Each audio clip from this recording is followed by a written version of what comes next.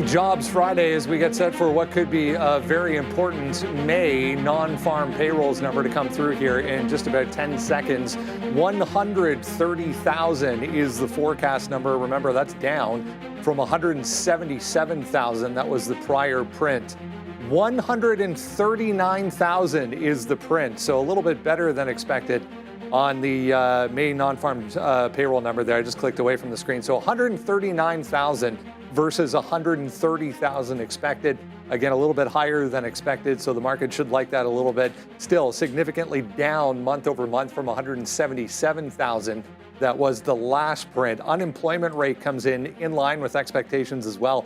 4.2% for the unemployment rate. This site a little bit slow to populate here this morning. I am hearing it in my ear, though. In line with expectations on the unemployment rate as well. Participation rate a little bit lower than expected. Average hourly earnings a little bit lower than expected as well. The overall non-farm payrolls on the private side of things basically flat print as well. So there's Circle this morning. We'll touch on that coming up here in a few minutes. But overall, the market, yeah, liking that. Spiking to the upside here, 0.6%. After starting the morning in positive territory after that steep sell-off into the close yesterday, we were down significantly to start things off, but this should definitely help things out to get going here this morning. I mean, so much to talk about anyway, but yeah, that's going to help. It's a slow news day yesterday, Brendo. No, seriously. Just a quick couple of points here on the NFPs that we just got. It was mixed signals until we got the numbers. So ADP payrolls came in at around 37,000 in May, which was a 2-year low. But jobless claims also were trending higher, so we didn't really know how it was going to go. A lot of the analysts were looking for anything over 100,000, and we got it in spades. So good look here, Brendo. Still down from April's 177,000 jobs. Lots to talk about today, guys. There was apparently going to be a call between Elon Musk and Donald Trump. That's been put on the back burner. Honestly, who cares? Like, this is so stupid. Well, it's not good for Elon Musk because he's gonna really hurt his company here. Yeah. FXI and China in view, Brendo, after that call with Xi Jinping, which really got put to the back burner yesterday after that whole Elon Musk drama. Lululemon reporting, DocuSign reporting as well. Yeah. Lots and lots to talk about. Not good for Lulu at all. I mean, the forecast, just a disaster for them. So, which is crazy because, I mean, we talk about it around here all the time. Like, just all of these stores just seem to be lined up at the door all the time. But yeah, I mean, bad report, bad forecast for Lulu. Let's go over this one more time. I refreshed it so we can actually see what we're talking about now. So 139, as we were saying there, versus 130, 4.2 exactly in line with expectations for the unemployment rate for the month of May. If you come down here, the private number, 140 versus 140, exactly in line with expectations as well. Just keep in mind, Fed's Bowman coming up at 10 a.m. this morning, so there could be some comments. I doubt it, though. That will move the market. There we go. Holding on to 0.7 right now to start things off. Man, oh man, take a breath. It seems like it's been a couple of days here. Sean, with a much-deserved day off today. Obi's in. Good morning, guys. Good morning. Good morning. Nothing happened yesterday. Oh, it was pretty normal day. Pretty normal day. Pretty flat. Pretty flat. Yeah. Not too crazy. Like you said, I mean, that's the thing about a slow news day is like you've got to generate some ideas. You've got to generate some action there. You know what? And all jokes aside, what's really important, I think, yesterday. And this is something that you were pointing out, and we were talking about it, is like there were some ridiculous like themes that ended up getting continued. Oh yeah. But also there's a lot of stuff that moved more than you might have realized, or some things that were happening that you didn't even notice because you were watching Tesla and Circle. And when I say you, I know I mean me. And I mean a lot of other people. No, again, we all have our hands up for that because well, look, you're locked and loaded on the two things that were, if you were trading, those are your two best stocks yesterday for most people, myself included, for Sean included, for pretty much everybody on the floor. But there's some weird stuff that happened elsewhere that you should pay attention to. A great number, by the way. I think we kind of needed some positive news. But one of the things you mentioned, Palantir was arguably an almost just as good or the second biggest decline move because when it lost its support, you forgot about the fact that they had some news with the government and it trended down as well, and now it's making a big recovery. There was some serious shenanigans on Meta. Somebody was manipulating Meta to the sell side when all the Mag 7 was really strong yesterday, and obviously it's breaking through. But while Microsoft was making highs and a lot of those other Mag 7 names were really strong, somebody was selling every single pop on Meta. Like complete control of this every time it would try. Like look at the trend that this put on. So there's so much that you glean. On a day like yesterday, you get so much information out of the market. You get 10 times, you get like 10 days worth of tape reading in one day. You get so many positives, great signals at price levels that you can engage with because of the lack of liquidity at certain points and where liquidity gets replenished. And so like days like you have to be around and you got to make sure whether you're trading or not, if you're going to be an active trader, you want to be there for days like yesterday. Circle Day 2 is going to be fun. No questions asked. That's already looking like it wants to take out $100 again. Yeah, I mean, that's what I'm watching for. We Neil. broke the stream. But yeah, what's going on there?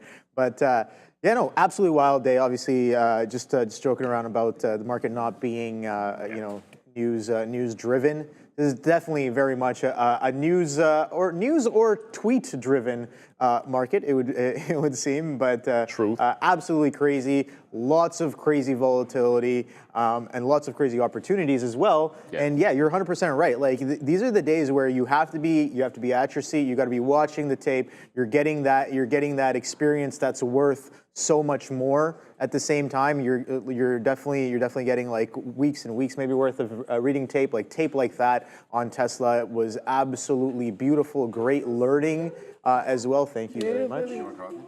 I got mine right here. Thank you. Well, thanks, Randy. Appreciate it. Randy.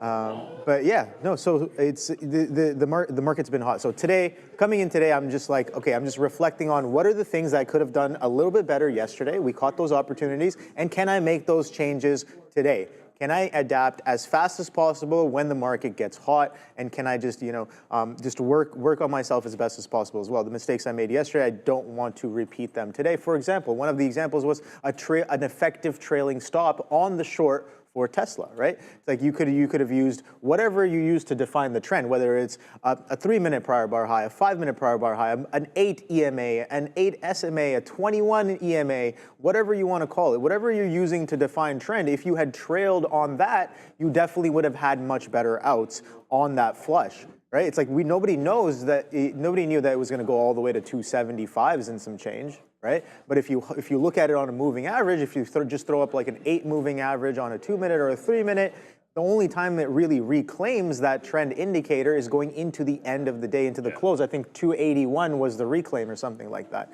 So it's like using indicators to your advantage to manage the position is definitely something that I'm going to be trying to do a little bit better today. If I'm in a position that's working, use effective trailing methods. That was my biggest lesson of the day from yesterday. Yeah, let's get started with today. Absolutely crazy number. Actually, absolutely crazy action happening on the number that just came out. So let's see if we can get a little bit of a reversion of that sell-off that we had yesterday. I'm going to be watching Tesla. I'm going to be watching Circle. I'm going to be watching earnings names. DocuSign. You got Samsara. You got Lulu. Oh boy. Yikes. Lulu dropping it down real nice. But Broadcom as well. Can't forget Broadcom. Yeah, well, they barely moved though, but yeah. I think it's a good sign that Broadcom didn't have a Lululemon moment, right, boys? Yeah. We'd be in a world if Broadcom moved like Lululemon did. Oh goodness for the market, but everything's looking pretty good. Before we go back to the desk quickly, I know we're gonna have it's Friday, right? So we usually have Michael come on here, but that bounce that we got, like some of these.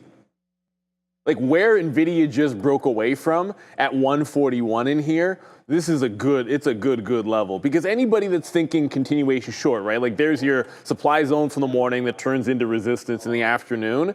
And all of a sudden, anybody that was, if you're short in here thinking this is like a short-term swing, market sentiment change, then being above the 141 is like in all systems go or where everybody gets out. And that's a big thing. When there is that kind of a shift, like where did like those new shorts come in? A lot of people would have just been, look, there's always going to be people that are just selling profits, but then the other side of that is where could some of the shorts have entered that would have held it overnight, and what kind of stops would they use? Like you've already broken one here on NVIDIA, you're testing another here just underneath the 142 level. You're going to see this on a host of names. Palantir, we'll get to all of those because there's so much to look at. CompuCare team, like you just said, can Palantir get back to 130? I kind of had 127, 128 as the big retracement area that it could get to if it held 120 today. But yeah, we'll get to Palantir individually as well. There's so much to cover here, guys, and we'll try to cover as much as possible. Let's get back to the desk.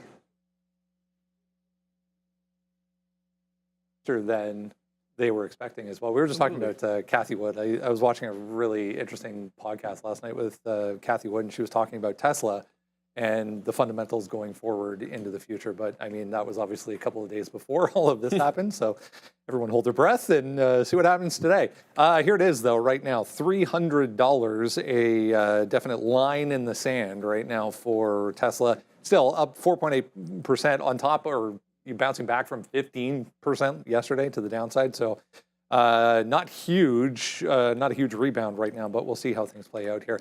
Michael Moss is going to join us here in a couple of seconds. He's going to touch on space stocks, Neil. Oh. UFO is apparently the ETF. So let's bring in Michael Moss. We'll get his take on... The rocket's already taking off, Mr. Noss. Happy Friday. He can't hear us. Oh boy, one of those. It's one of those days. Michael Noss looks very lonely, sitting out in his office there in Halifax. We'll work on that. We'll bring him back in, and once we get audio going, we'll talk about some space stocks. But I mean, speaking of the space aspect, even of SpaceX and Tesla and some of these satellites I saw this morning. India with a license for Elon's internet this morning. So that's another market that you can chalk up for him. Absolutely, Brendo. And let's just bring this back to some of the drama that happened yesterday. I know, because a lot of it has to do with it. So let's. Because we love drama. Let's just be honest. Basically, it's SpaceX that's ferrying NASA to and from this the International Space Station right now, and Elon basically wants to decommission that in response to some of his contracts being threatened by Donald Trump to be cut. Now, we know SpaceX obviously involved in a lot more than just ferrying up and down astronauts from the International Space Station. So some of the plays you could be looking at here, Rocket Labs, who has that Neutron rocket, they successfully launched, I think, the 25th one a couple of days ago. We did report on that. So keep your eyes on some of these. By the way, Brendo, Tesla dropped yesterday. The amount of market cap that was lost yesterday was $152 billion, pushing it below $1 trillion market cap. Yesterday, again, there was supposed to be a call between the two gentlemen today. That was kind of put on the back burner by a White House insider who remains unnamed. Obviously. Doesn't matter, honestly. Doesn't really matter. Like, this is so stupid. We'll keep an eye on any comments coming through on that side of things. There's a few others obviously moving around here this morning.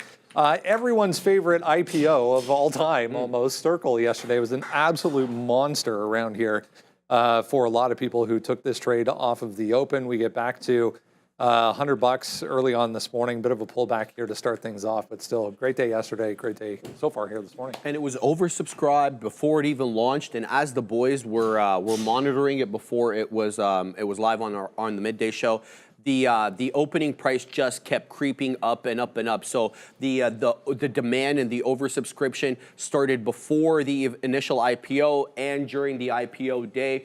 Like, for example, these guys were actually looking at launching their the shares between $24 to $26, and then it ended up being $27 to $28, and ended up opening up at 30-something, and then moving all the way up to about, I think it peaked at about $103.75 before it halted down, Brendo. Ended up closing out $94.38, 235% off the initial IPO price. So fantastic look there. Yeah, there we go. I got a better chart here. If anyone didn't see it yesterday, the straight up open for Circle. It was actually something I wanted to mention to Michael Noss as well. I don't recall a time that we've touched on IPOs specifically with Michael Noss from a technical aspect.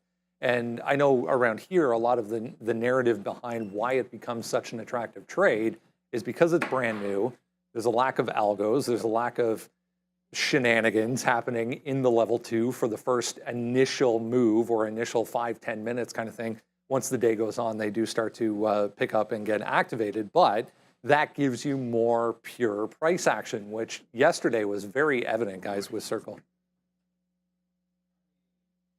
Yeah, Definitely. Like if you we usually will look at tip a little bit later, but here's the thing: if you look at the real trading, the compare your profits page, Andre, a lot of times you can guess, but this time when looking at the compare your profits,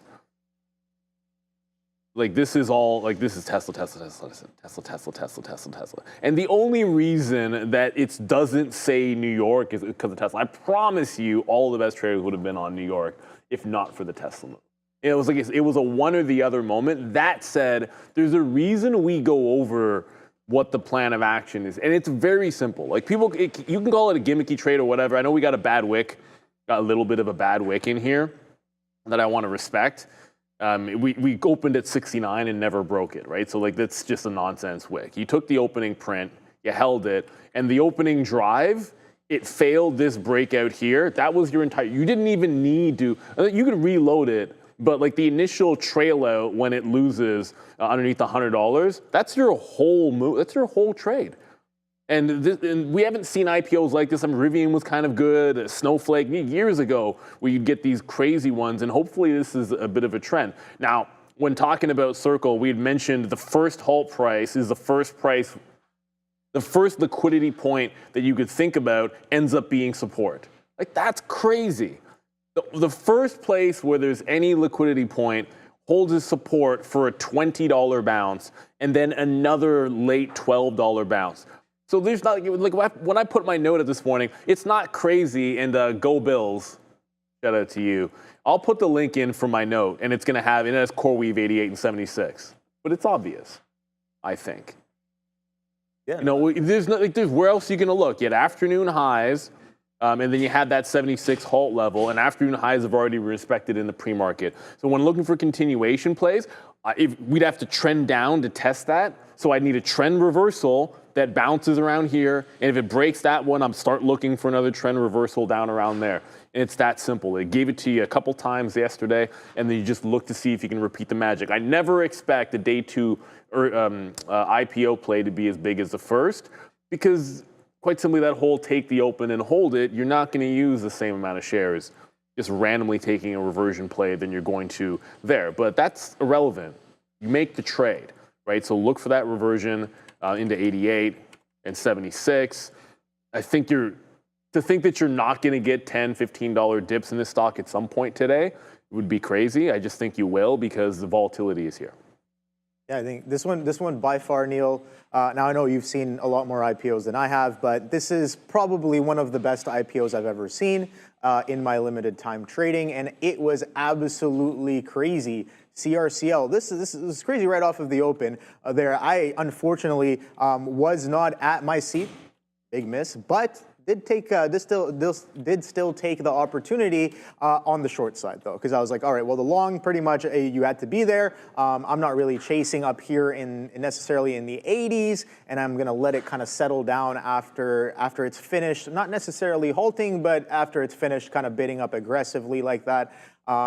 Was a little bit on the front side of the move, but I was like, all right, well, buyers are starting to kind of slow down here. And then that back through 100 was absolutely beautiful there. That 78 level hold, pretty nice as well. And yeah, Neil, dropping an anchor to the open there, that's really confluencing with that area as well. You can see we kind of orbited, we kind of just consolidated, and take a look at this. As of right now, obviously we're gapping up, but the average long is sitting pretty all the way down here at that 86.69 level marked by that anchored VWAP, so nice. On that one, pre-market lows coming in here, consolidation lows, not the opening low right there, coming in and around just shy of $90. I'm going to be watching that as well. 100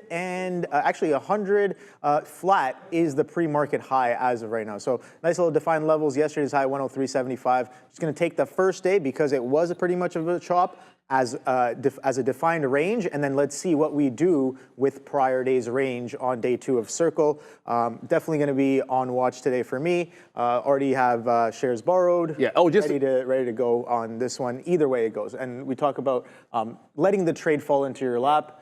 And that's the key in this kind of market. What's up? So no, to that point about borrows, because I was just answering in the chat here, Paul Thomas. And for anyone, if you're not in the chat, first of all, to be a part of the conversation, be able to ask us questions like Paul was in here, then it's a subs-only chat. Hit that subscribe, hit that like, but definitely hit the subscribe so you can ask what I think was a good question, because Paul, I don't know if you highlighted in here, was essentially he was just asking whether you guys had locates or shorts on an IPO, and at real trading, absolutely. We have to pay for shorts on some names.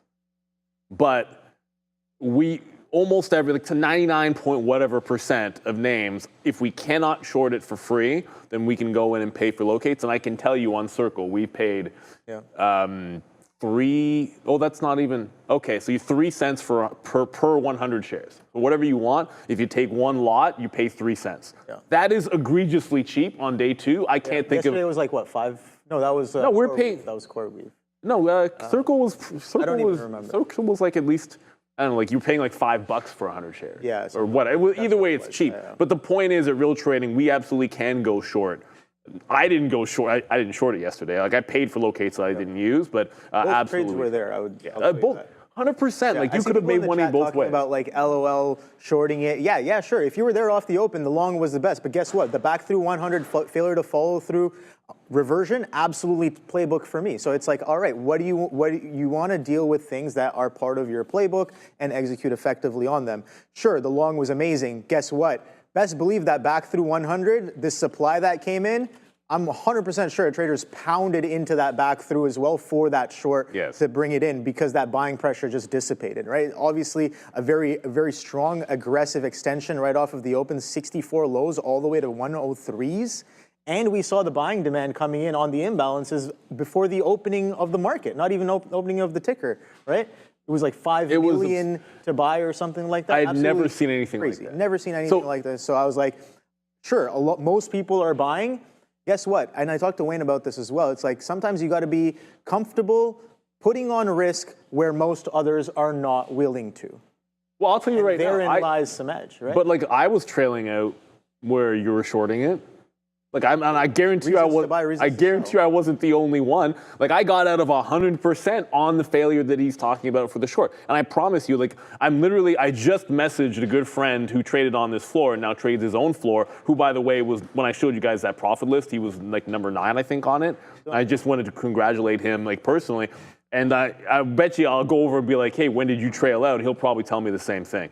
That's what it's all about. Joshua Dixon, thank you so much for the super chat here, Joshua. Morning, gentlemen. I was thinking of a SPY pullback, 588 or 590 last night, but SPY pre-market is too beautiful. What are your thoughts on the day? You know what? I tried not to. There was a conversation amongst us here early on, and one of the things, I know Darren said it, and we were all sort of saying, this is the kind of day where you don't want to, I never want to have too much of a directional bias because of what happened the day before. Because you just want to take the trades that are there. I want to find a stock that I'm bullish on and look for an area to go long or a reason to go long. A stock that I'm bearish on and look for a setup to go short. And that's what we'll try to get through.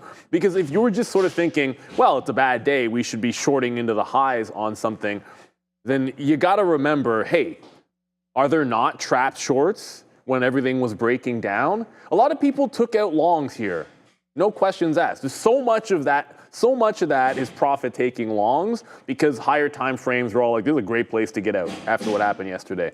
But there should be some shorts that are in there that you want to see the reaction. Are they feeling safe, like they've got room to the highs?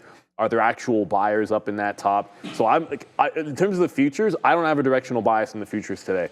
What I want to look at is things that I'm biased to the long side on and short side on, which is what we'll go over, and then the areas that I want to take them, as opposed to trying to predict after a day like yesterday which way the market's going to go. To me, that's never been a way I've seen people make money after a day like yesterday. Usually it's a way it gets people into trouble, having too strong of a bias with so much uncertainty. All right, we'll touch on a few other things moving around here this morning. Again, if you're just joining, let's maybe run over this real quick. To start things off on a Friday morning, everyone was, I think, a little bit concerned, or maybe even overly concerned with the fact that even the forecast across the board, I saw a few that were in the 160s, 165 even, And again, compared to the prior number, it was 177. So a significant decline anyways on the forecast there, 130. Anyways, we come in higher than that, 139,000 jobs in May, so a little bit better than expected. Unemployment rate dead steady, 4.2%. Down here, private payrolls dead where it was supposed to be anyways, 140,000. The unemployment rate overall, again, 4.2%, 7.8% on the U6 number there as well. So more or less in line with expectations to a little bit better than expected. So, I mean, we'll see how things play out. I just checked out the CME Fed Funds tool as well. Still, I mean, it's leaning a little bit more towards 2 cuts at this point, but still, you know, there is a chance for 3 by the end of the year. Yeah, and like if you're trying to make the argument for the Fed here, what are you saying to them, Brendo, to kind of move the needle? Jobs remain strong, inflation remains kind of within that 2% range that we've been talking about. Like you had very, very different estimates here about what we were going to get on these numbers. For example, Goldman Sachs was looking at 110,000, Bank of America was all the way up to 150, but what seemed to be the consensus amongst all these analysts was anything above 100,000, you know, we're in good shape. Anything below, then we're talking about possibly moving rate cuts earlier. So that didn't happen. That didn't happen at all. So we'll have to wait and see. Dollars downside here a little bit this morning. Yields I saw downside a little bit as well, or they were kind of flat, but downside now coming off the back of that jobs number. There's the overall market still holding higher here. We'll see if we can't get a little bit of follow through here, maybe, guys, heading into the weekend for the overall market on the positive side. Yeah, I mean, it's like you just said. We could go either way. Yeah, Neil's crossing his fingers, hoping for a bid. Yeah, I mean, things were at a discount a little bit. We're catching a bit of a bid, right? Are we though? It's a bit of a gap up. Let's see if there's follow through. I mean, we got a strong number as well. Tesla's obviously breaking down. I'm looking at that. But yeah, hopefully we get a continuation off of the open there. TQs catching a little bit of a bounce, but well within yesterday's range. The spider as well coming in. I'm watching yesterday's day high right there. That's a clean 599 top intraday on the spider from yesterday, 599.73 from the pre-market. We're kind of pushing up into those levels. You can see how strong this level has been, a little bit of a resistance here on the spider, 597s, high 590s. Basically, how I see this is we attempted to break this consolidation, false break of the consolidation, and a strong puke all the way down to 591s. We're back in the range today. So let's see, just going back to the range right here. The range been defined by this day right here a little bit, and then the false break kind of, or the higher highs here at that 599. So I'm just gonna be watching some of those prices. Let's see if we get that strong momentum. We've pretty much reverted more than 50% of the flush from yesterday on the spider. So do we have room for the upside? Sure. Are we going to do that? I have no idea, Neil. So I think I'm just going to stay patient, wait for those opportunities kind of fall into my lap and see if anything kind of shows up. But yeah, we would all love a little bit of a bit. We'd love so. Buy silver. Shout out to Afterstar in the chat, because look, this got unnoticed because of probably because of all the nonsense that was going on, but silver finally made that breakout. SLV. Big breakout on the daily. This is worth watching. I mean, if you trade commodities, you trade metals, and you should know this already, but this is a pretty monster area to be breaking through for SLV. So it is worth watching. I am not joking. Carly, Trump is considering getting rid of his Tesla. I put that in the chat. I was not joking about that. That is the headline. So we expect to see lots of headlines that are involving maybe a little bit of pettiness. And we just got one again this morning. And it was a big downtick on Tesla after that happened. Let's see what some of the upgrades and downgrades are going to tell us. Not super shocking here. A lot of them are earnings plays. We have Broadcom here starting off the list, case in point. Rosenblatt Securities with an upgrade and a $340 price target for this one. Quite kind there. Then we've got Funware with an upgrade from Ascendient Capital Markets. Quantum Computing getting an upgrade here also from Ascendient. And last but not least, Rosenblatt upgrading the trade desk. Keep an eye on TTD. The downgrade side of things, the first two are two of our biggest earnings losers last night in terms of the percentage move, and they're also both downgraded by Needham here. Lululemon down about 20%, DocuSign also down about 20% here. And we've got Ascendient Capital Markets, the last two downgrades in this list, Genesis and Nightscope. Back to you. Yeah, one of those on that upgrade list, DocuSign. Yeah, it's hanging on. It's just barely hanging on to what looked like a pretty productive bull flag here in the short term anyways. Like you had the nice bump, and it needs to hold about 70, 71. And the only reason that I'm aware of it is because this was on a radar probably for a lot of people for it to break out above $80. And so when that has now failed to happen, like the other side of that coin, not that I'm looking to short this today, I think there's a lot of other opportunities if market goes down, but certainly a disappointing one for the trade desk. On upgrade, as it's looking like it's about to break that support, I'd love to see it hold because I think there's still something there if we can break out above 80. Like there's so much room for this gap to 95. Like it's the kind of symbol that once it forms this pattern, you're usually going to throw an alert if it breaks above $80. So that you can be involved in it. Uber had us. I kind of thought Uber was going to do something similar, and we'll get to that one a little bit later. But that's the one that would be kind of on the radar for me, just because I have an alert if it gets to 80.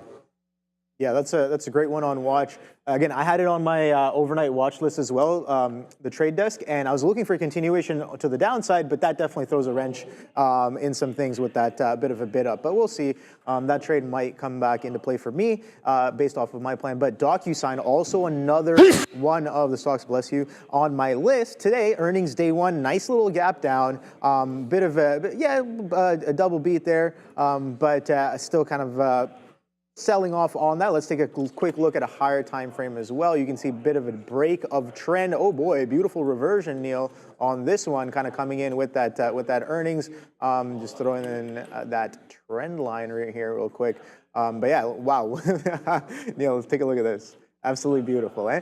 Breaks the trend line, consolidates, retests the trend line on earnings before earnings day one, and then boom, support turning into resistance there on DocuSign. So we'll be looking for a little bit of continuation to the downside. 74.46 here is the pre-market low. I'm going to be looking for any sort of pops that kind of failed, just looking for the continuation. Now that could obviously not happen the way I'm looking for as well. So guess what? I got some guardrails on. Shout out to Mr. Brian Shannon here with the anchored VWAP sitting at 77.67 right here, with already showing us in the after hours that that average price is holding maybe as a little bit of resistance. So maybe something to watch out for. But DocuSign on that list with that downgrade as well could be something for sure. But yeah, I'll be watching that.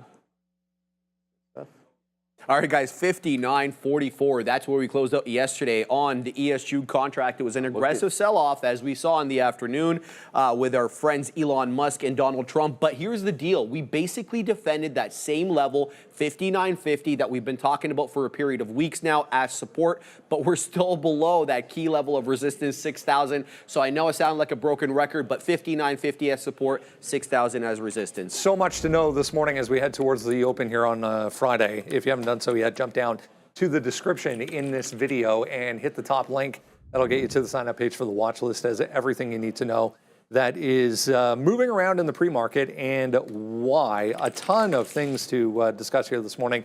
Let's get right into what everyone was talking about throughout the afternoon yesterday.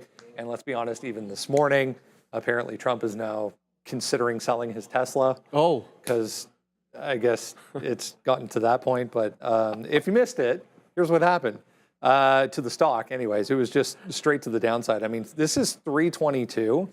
We went out at the end of the day like 275, 280. Like just an absolute disaster for Tesla. It was really ugly to watch yesterday. It was a hell of a short. Whoever took that yesterday, good on you guys. So Tesla's up in the pre-market. The rebound comes amid reports that there could be a possible truce between Elon Musk and Donald Trump. That's been kind of put on the kibosh right now with with more information coming out of the White House. The prior drop, though, from yesterday wiped out $152 billion in market cap, dragging Tesla below that $1 trillion valuation. Musk sharply criticized Trump's big, beautiful bill, calling it a disgusting abomination of tax and spending policy, obviously true to form. Donald Trump responded by casting doubt on their relationship despite, praising Musk earlier, his contribution to Doge. Wedbush analyst, though, Danny Ives, everybody's favorite, said Tesla stock appears way oversold and would benefit from a Musk-Trump reconciliation. Ackman also took to Twitter yesterday to help that out, Brendo. The situation has introduced, sadly, new political risk factor into Tesla's already volatile trading narrative. And as we saw, 4 years of lawfare under Joe Biden, Do we get another 3.5 years now that the two are no longer friends? I don't think so. I think this blows over. I mean, if you believe in the story, you believe in the long-term aspect of it, the robotics, the AI aspect of Tesla, then this is a buy, 100%. I was just keeping my eye on Lulu here as well. We'll get to that in a sec, but it just popped up above a level on a bit of a volume spike here, so trying to rebound, guys. But thoughts on Tesla? Well, I mean, that nice little rally that we're having, like everything. So think about the rally that just happened in the market. Like a lot of it is, if you were unrelated, you're kind of going back to some key levels from yesterday, like key resistance points from yesterday. We just kind of floating back into. Tesla is not.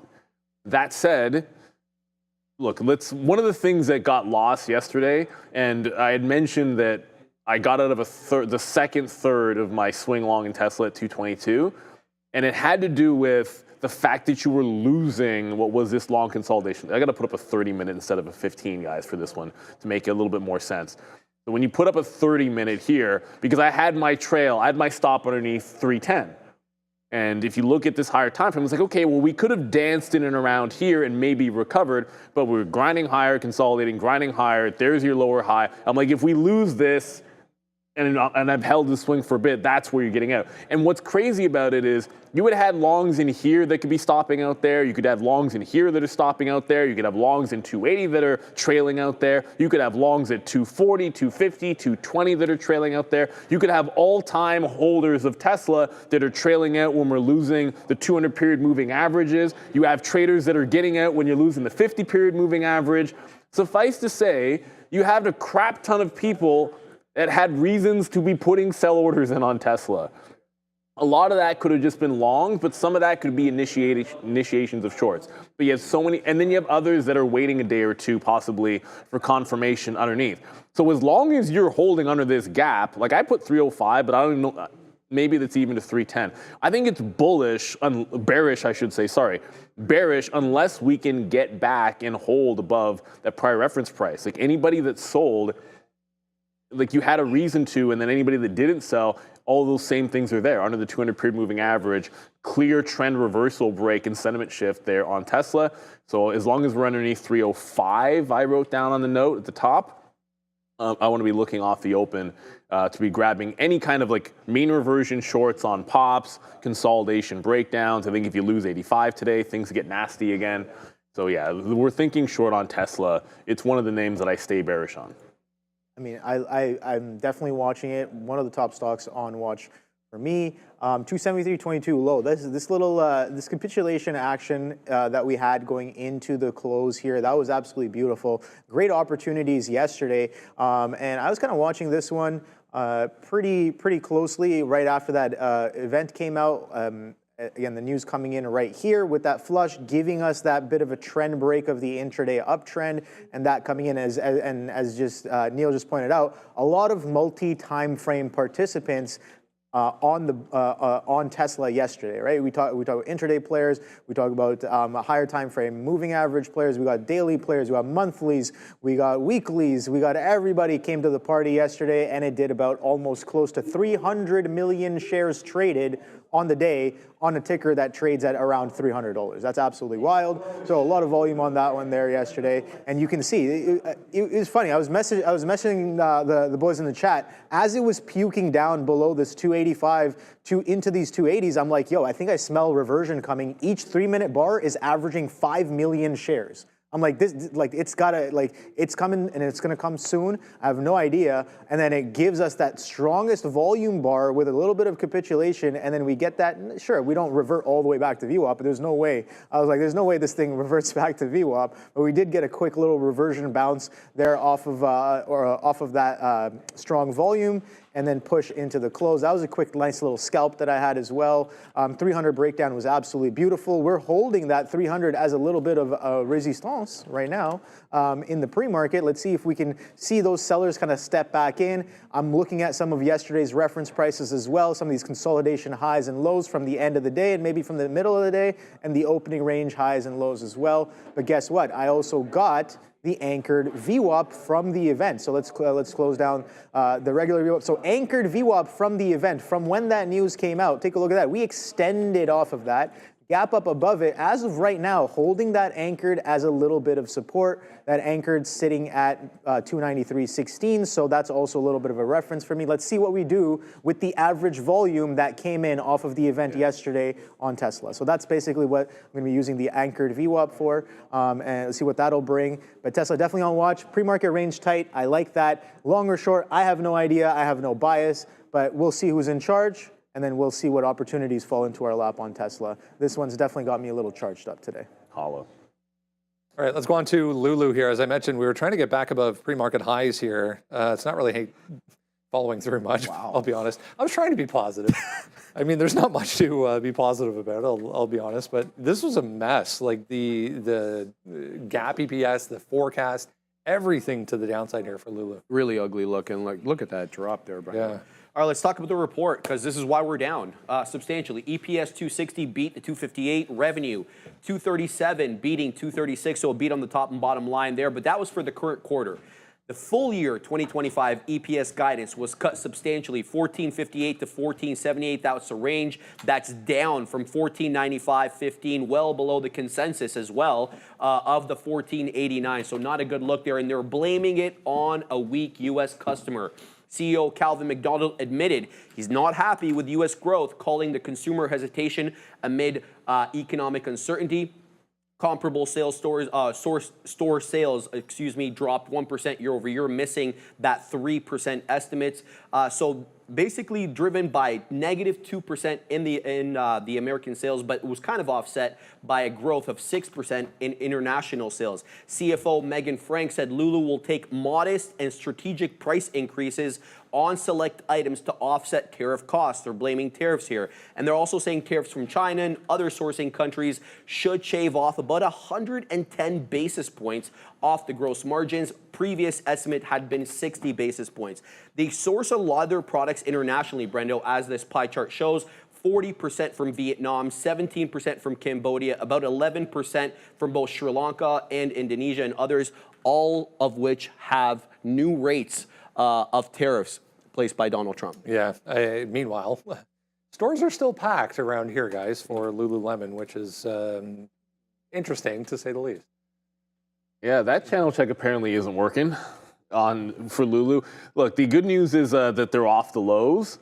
The bad news is that, well, yeah, the bad news is obvious. You guys just went through everything. There's no point repeating it all.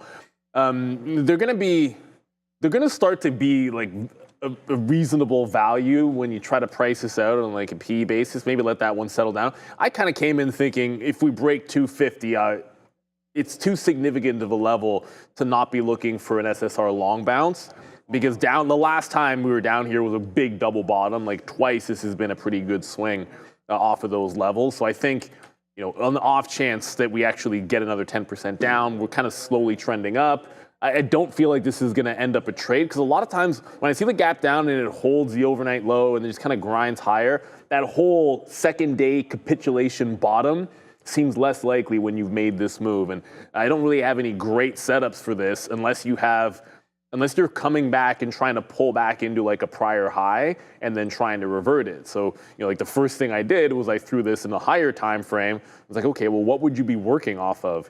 Like maybe somewhere in here, like 80 to 85, because certainly if it gets above the 85 level, I think you want to let it go. So you're too far away from where I'd want to go long if we got a reversion, and I think you have a lot of work to do to get up into any level that I would try to at least think about reverting this to the south side. So I'd probably staying away from Lululemon. I think in the long term, yeah, it'll be under 20 PE for sure, and if it gets down to like the 230s, that's been a good buy spot for it, but give it a couple of days.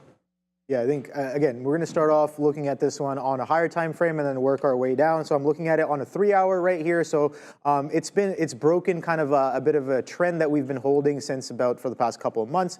Bit of a base since prior earnings here, the low coming in at 232.20, nice strong base, and we did kind of trend up through that, but this earnings, we kind of get slapped all the way back down into some of those prior levels here. So let's go down to a 15-minute and check that one out right here. So, and I think it was Go Bills in the chat just now asking what's the difference between a VWAP and an anchored VWAP, so we can go through that as well. But a strong flush into some of these prior levels here. I was actually looking for a 250 breakdown in the pre-market. That has not happened. So maybe something I want to step back and kind of reassess off of the open to see if I can get that continuation. But guess what?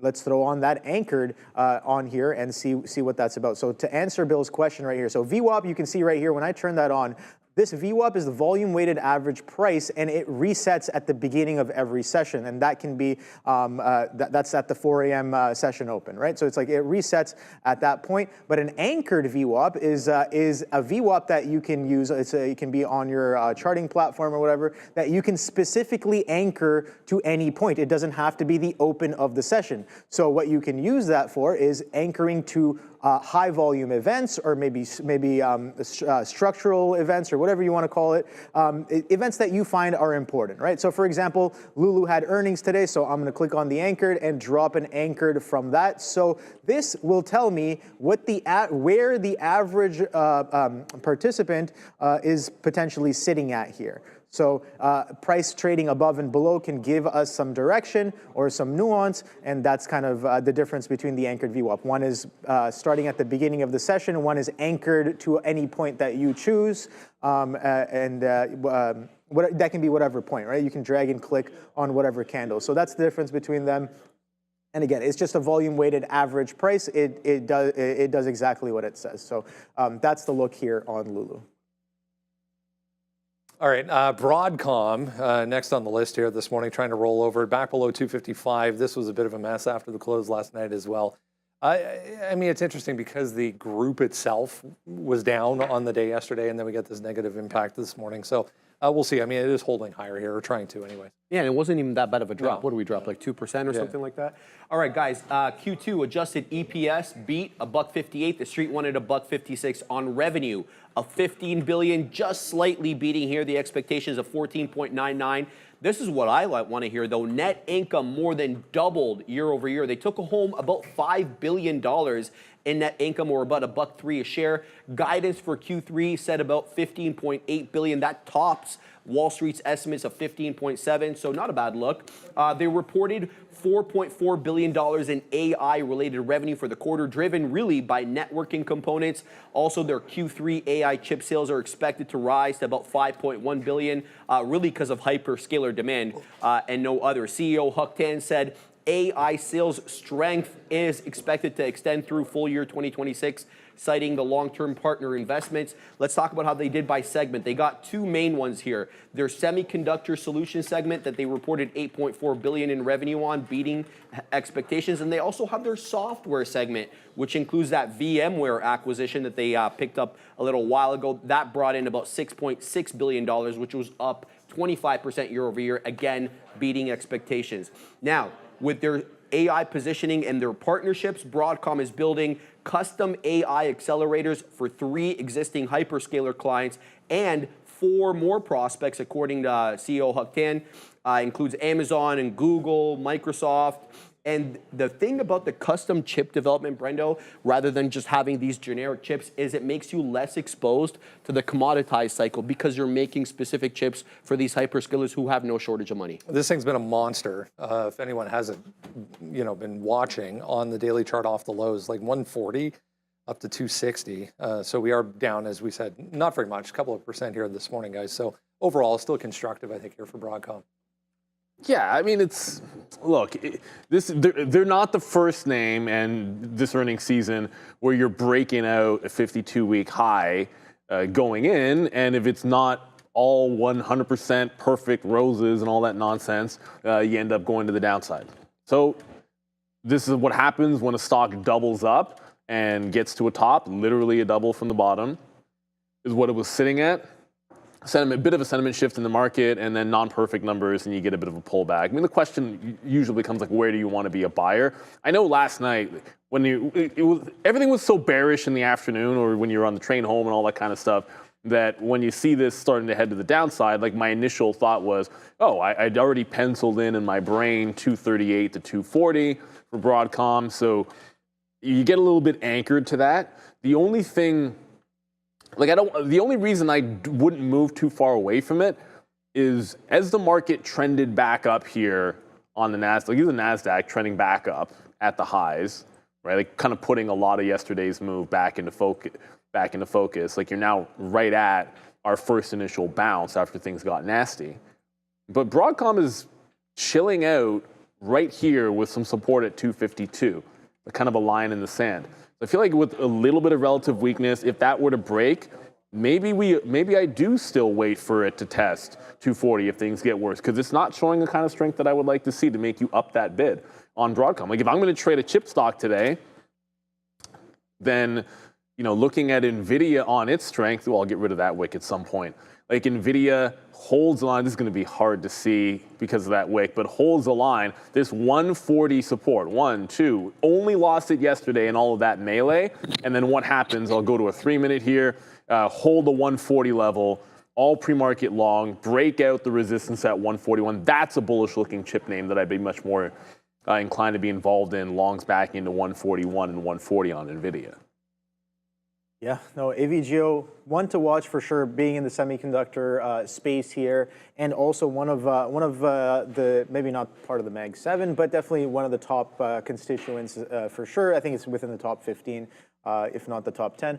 But yeah, no, Broadcom definitely going to be watching that one. Bit of a gap down there, sell off of their earnings report. We tried to bid, right? Look at this. After the earnings report comes out, we try to bid. We actually get back above the reference price, the undisturbed price before that earnings report comes out. And guess what? Slam right back in. Another attempt later on in the after hours, slam right back in. So these are two prices that I'm really watching because price tried to ping and kind of, I guess it pinged it, but it kind of tried to push above it and basically failed to follow through, and sellers stepped right back in. We're consolidating in the pre-market underneath some of those levels here as of right now. So I'm going to be watching some of those, just that range, right? I think simply just to make it really simple, I'm going to be watching the after hours range on Broadcom off of the earnings reaction to see what we do, and also the pre-market range as well. But definitely not my top idea on the list because it's kind of sideways there, even though it has gapped down below prior days. Again, looking at a higher time frame, let's just step up to a 3-hour chart. You can see that this has been in quite a bit of an uptrend. You can see since about April, those April lows, aggressive trend all the way up, 265.43 highs. We actually pushed some fresh highs there. Those are all-time highs on AVGO, and then pulling back a little bit within the range of the trend that we've been having since April. So that's kind of what I have on watch here. Again, how do we talk about defining trends? We can just be like, all right, well, a bit of a trend. What can we kind of use right here? You can see, sure, that's the low right there. The trend line can move over time as you make higher highs and higher lows. Obviously not going to be clean, but you can see it's roughly defined as a trend up, and we're holding that on the reaction as of right now. So these levels are going to be a little interesting to me if and when they come in on Broadcom. So let's take a quick look at it on the 15-minute chart. You can see that the drop actually holds that trend support on that earnings reaction. So that reference low of the earnings reaction, I think, is going to be very interesting as well going forward. All right, Circle, a huge day yesterday, continuing to the upside here this morning. Tagged 100 early on here this morning, bit of a pullback, but we're trying right now to get right back up there. Just an absolute monster IPO. If you missed it yesterday, it was quite exciting. Very excited on the floor yesterday. Yeah. Joe had it, Sean had it, Neil had it, Obi had it. Obi had it the other way. Shout out to him. It was a great look, guys, yesterday. Let's talk about what happened. So surging in the pre-market here. Well, I don't know where it's at right now, but yesterday jumped about 235%, opened up at 69 bucks. It peaked out at 103.75 before briefly halting. The IPO was actually priced at $31 a share, guys, even though it opened up substantially higher, as I mentioned, at 69. Market cap reached about $18.5 billion, potentially with about $21.4 billion with options and warrants included in that equation. Circle increased the offering price multiple times before the opening of the IPO, ending with that 27 to 28, up from the initial 24 to 26. They also boosted the share count twice, from from 26 million up to 34 million, reflecting heavy oversubscription and a retail frenzy. Traders describe demand as insanely oversubscribed with more buyers than available shares. And just so you know, Circle is the one that issues USDC, which is a dollar-pegged stablecoin used in crypto settlements. Despite being smaller than Tether, USDC has a reputation of compliance and regulatory alignment. Just to give you an idea here about the different market caps, Tether's market cap about 153.8 billion, USDC 61.5. Great to see not only IPOs back, but back in a big way. Absolutely. I mean, you know, gone are the days, it seems, of 10 million shares or a million shares of an IPO coming to market. So yeah, really great to see, really great follow through. Just real quick, there's not much on Palantir here this morning, just to round things out here. Huge sell-off into the close along with the overall market yesterday. So a bit of a bounce back this morning to 124. Might have been overdone a little bit at the end of the day yesterday. So we'll see how things go for PLTR as well, guys. Just to reiterate Circle, I just put the note up in the chat again. Thank you at TYL Reverse. I like that one. 88. Tylerverse? Tylerverse? Oh, okay, that's what it is. Tylerverse. See, that's what we got you here, Will, because you're smarter than me. No. What? You're quicker on the uptake. 88.76, right? So with the levels, you don't have many levels to put in there if you're support and resistance, but the first initial halt on the long, where I know a lot of people were probably taking some out, the line I used yesterday was, it's like the best stock in a while for a lot of people, yet every decision I made on it was wrong and it didn't matter. The decision to take less shares at the open because of how high it was going, every single exit point into the first halt, everything after the first halt I was okay with getting out, but like every out I took in front of the halt that wasn't 74 was nonsense. So it is what it is. But it's 88 and 76 for myself on Circle, that first halt support level and the afternoon resistance level. I'm going to wait for reversion plays on it because those were gold. That's what that opening print. It was reversion off the top, reversion off the bottom, reversion off the top, reversion off the bottom. Maybe you would have had something in here. I don't know that I would. That's what I want to see at those particular prices. But I don't want to sleep on Palantir, Obi. We only have about 5 minutes to go. Before I slip into Palantir or show you or talk about Palantir, I do want to throw up the imbalances for you guys. Really not much, just grab at 500,000, TSLL 500,000 to the buy side here. So those are the two things that are going to stand out the most. Broadcom, a small sell of 170,000. Palantir got absolutely shellacked, and remember they had their own story as well.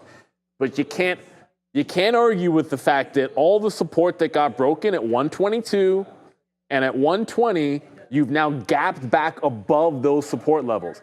To me, continuation short has to be underneath 120 bucks, or you're waiting for it to get to like 127 or something along those lines, right? Like that's crazy.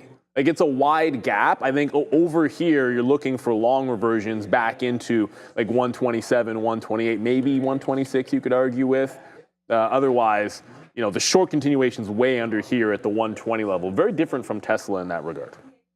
Yeah, I think so we'll start off with Circle real quick. Circle, again, absolutely crazy move yesterday. We kind of covered it a little bit earlier. Strong push, bit of a consolidation right there. Level hold on that 76-ish area. Let's see what that specifically is. 76.10 is that low, consolidation low from yesterday. Kind of a double bottom there.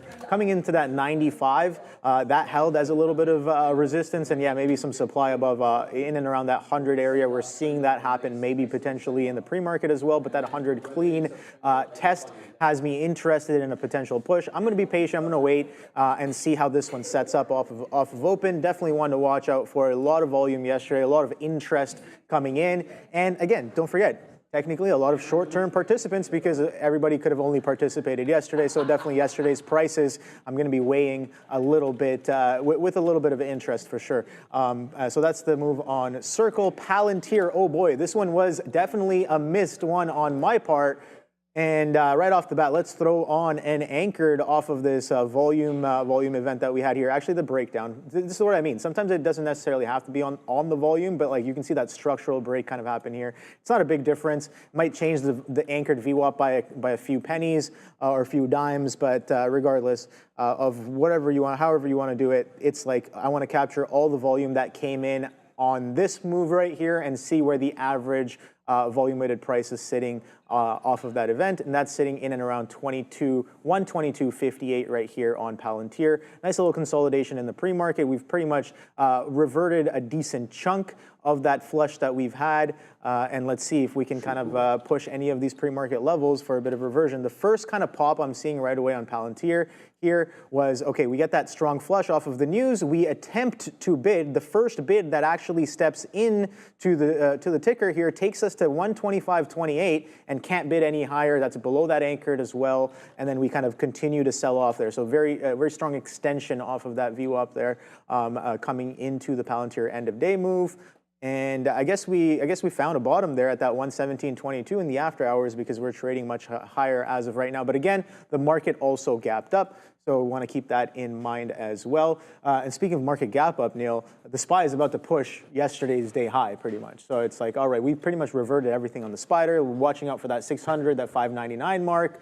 We only have about 30 seconds left until there's a bell here. But yeah, gonna be watching some of these futures as well. So good luck to you guys. Happy trading, and let's try to get some good trades in. Circle is moving around as of right now. Yeah, and remember, this is a Friday, so options expiration, more patience at the open oftentimes. As we got Adara on the bell. Should be a fun one in 3, 2, and 1. Let's go.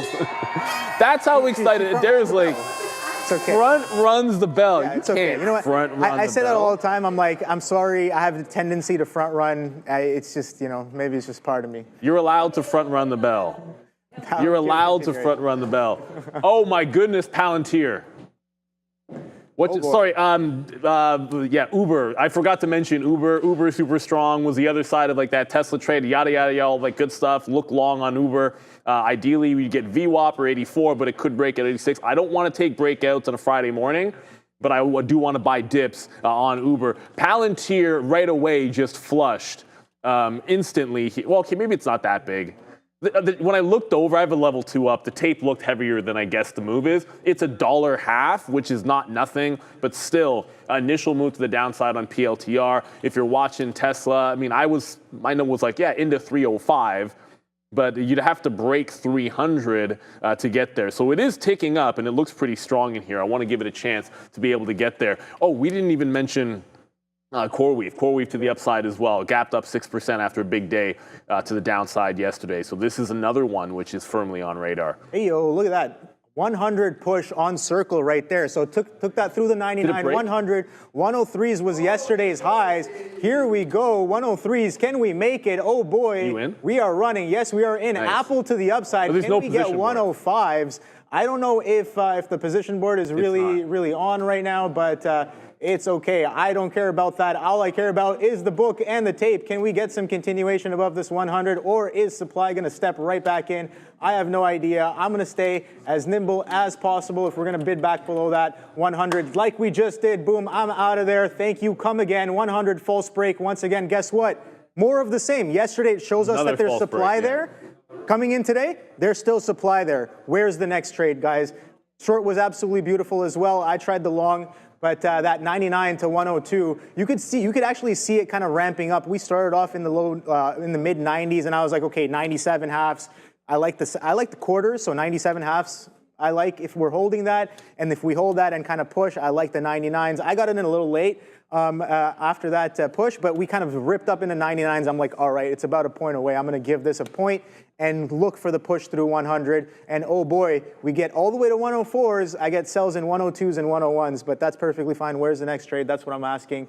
Nothing too crazy, not necessarily the trade I was looking for, but it's showing me that there is still supply as of right now above that 100 mark. Basically the same thing that it was showing us yesterday. Guess what? Apple is blasting to the upside. So Meta is as well. Google. And Amazon is not as much. You're talking about Meta. Well, remember there was that thing in Meta yesterday. Someone was holding it down on every single spike.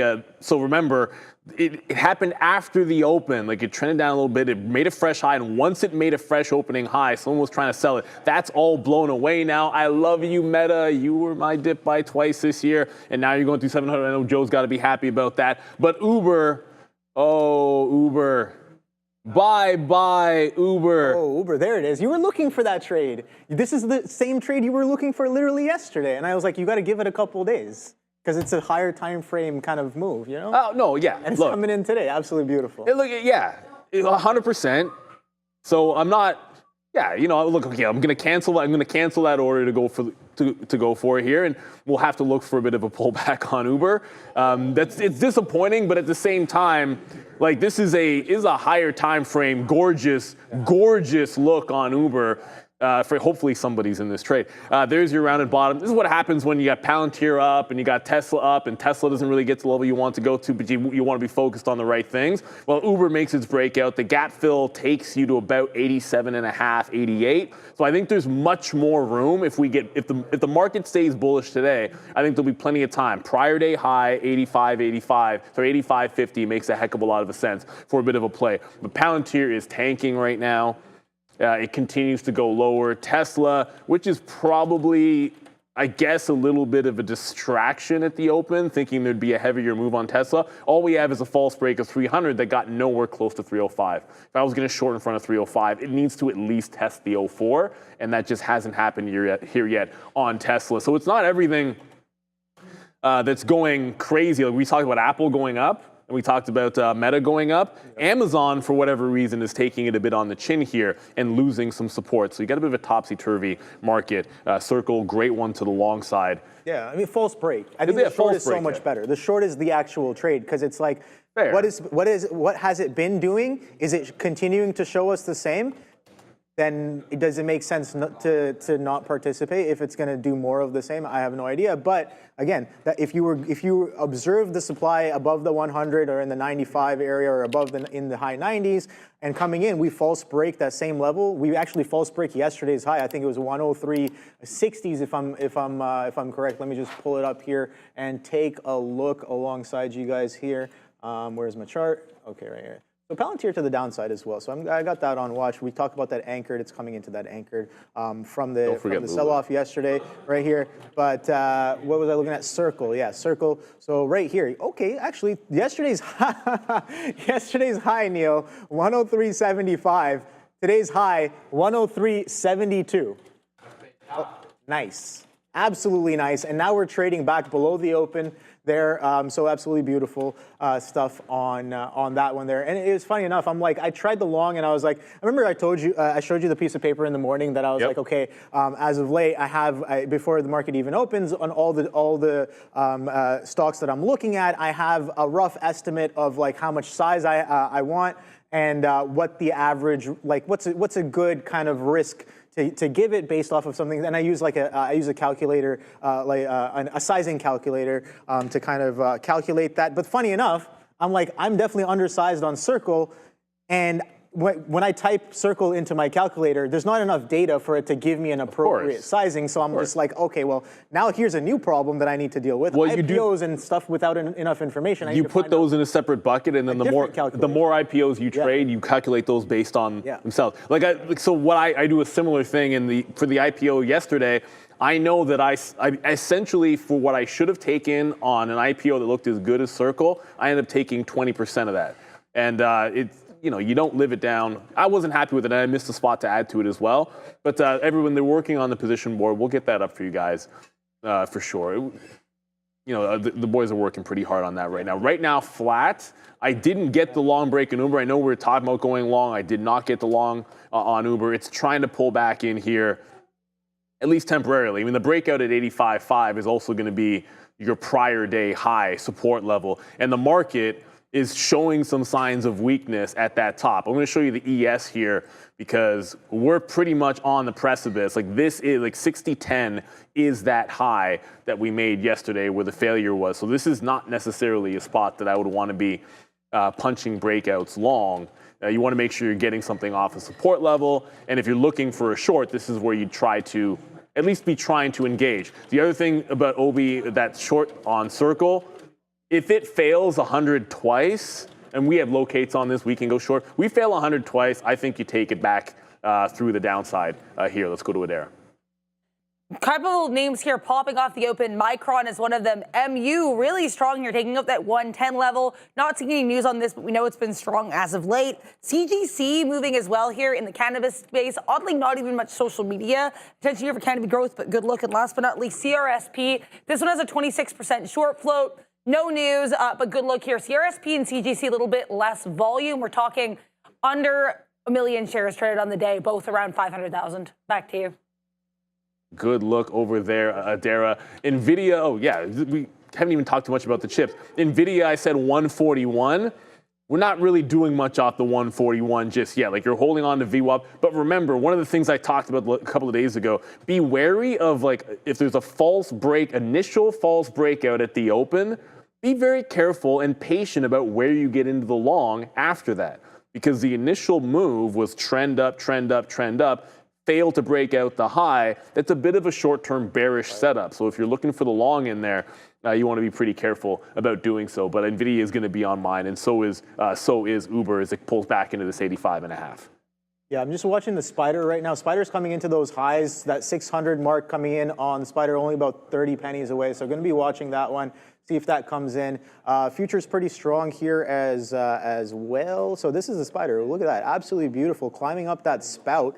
595s all the way to 600s right here, and yeah, 21,800 on that push. Funny enough, so last week we were here all week. I was like, oh boy, what's happening? We keep on kind of reverting, magneting into that 21,500 on the Nasdaq. Yep. Yesterday's drop, Neil. Guess where that kind of drops us down to? 21,500, and now we're catching a little bit of a bounce. Oh boy. So a little bit of a, I don't know, interesting. Can you really make a trade around it? Maybe, I don't know. But just interesting action nonetheless. 599.70 is that prior high from yesterday's pre-market. Let me pull up the chart here so I can take a look with you guys as well. Just to shout Frank Jones, I know you guys can't see the position board. It is. It just got back up again. 600 break. Remember I was mentioning we got that Uber pullback into 85.5, the prior day high. I'm in it right now, looking to play it into VWAP. Remember, this is still ultimately a bit of an initial false breakout and pullback trade. So buy the dip, and then I play it into the volume weighted average price, look for places to add. But the ES is just broken out the top and is absolutely flying here. So you do want to be looking long. Well, okay, fine. Like, you don't have to be looking, like, that. Not everywhere. Hey, it's okay. We can. No, I know. No, listen, you can make mean reversions too. It's just the irony of the fact that I just said it. It's fine. It's fine because I was already going up for it. I'm like, all right, it's shown us that it's a supply zone. I just want to take a stab at it. Just nothing too crazy. I'm not giving my whole day on this. But we'll see if it kind of follows through. I'm going to the irony. 600, 608 is the current high. I'm probably going to get stopped out on this one. Again, more than willing to give it a couple shots here. There we go. Let's stay nimble is the way to think about it. Exactly. Got to stay nimble. Position board's gone again. Got to stay nimble there on this one as we kind of chop and churn around that 600 mark. Funny enough, Tesla has gone nowhere. Tesla, talk about being a little bit crowded. Oh boy, there it goes right there. See, it got filled on that push out on the Spider right there as we push a little bit higher, holding that 600. So I'm like, all right, cool. That's perfectly fine. Where's the next trade? I'm going to take a quick look at Tesla here, TSLA, not Tanzania Life Sciences. Oh my God. But, gosh. But yeah, look at this. Nice Palantir. little, it's just chopping. Nothing crazy on Tesla after Palantir 125 break. Push. 125. I see Neil. What do you got going on there? He's going for it. Okay. I didn't get it. Nice little push. Don't chase. Maybe chase a little bit. Come on, Palantir. Don't chase too far. We're going to go up to Darren in a quick little second, but Palantir with the very patented false break of the low and now taking out the 125 level. Adara, what do we have? We have a really unique post here from Trump on Truth Social. We know sometimes these can move the market. This one, I just have it on the screen because it's pretty interesting. Too late at the Fed is a disaster. He's, of course, referring to Fed Chair Jerome Powell.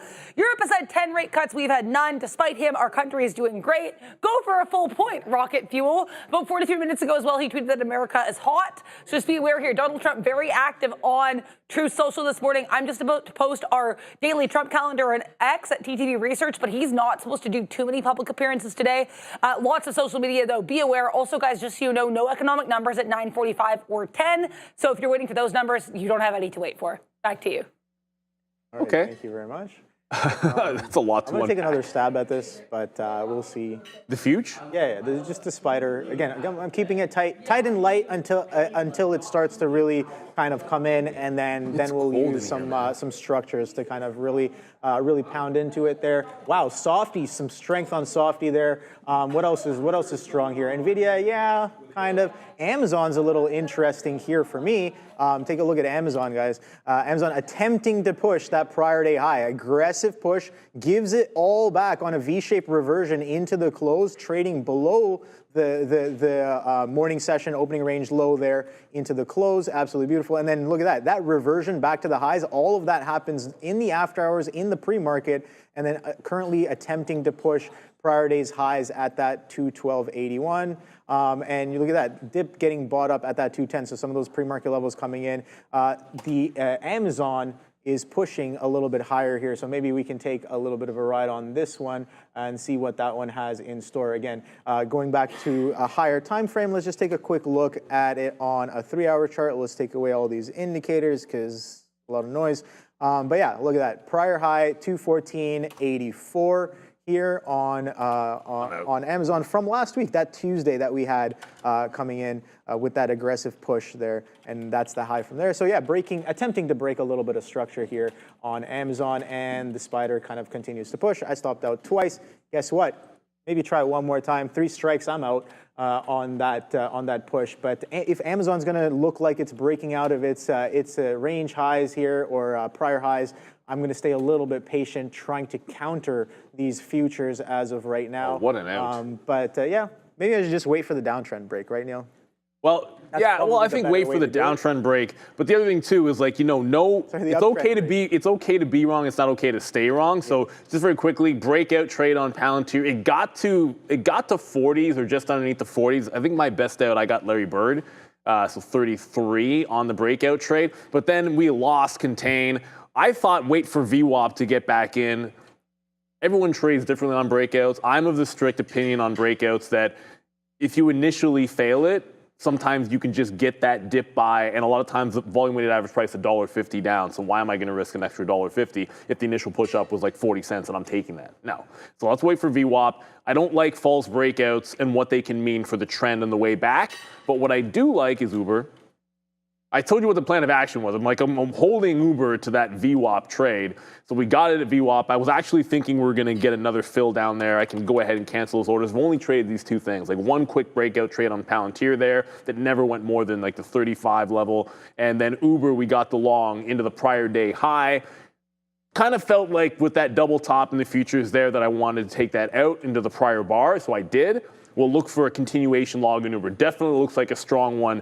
And yeah, Tesla, the reason not much more action, I've only traded those 2 stocks and quick in and outs, is, came in thinking Tesla was going to be the jam, and Tesla is doing literally nothing. In context, $2 or $3 in terms of a range can be something.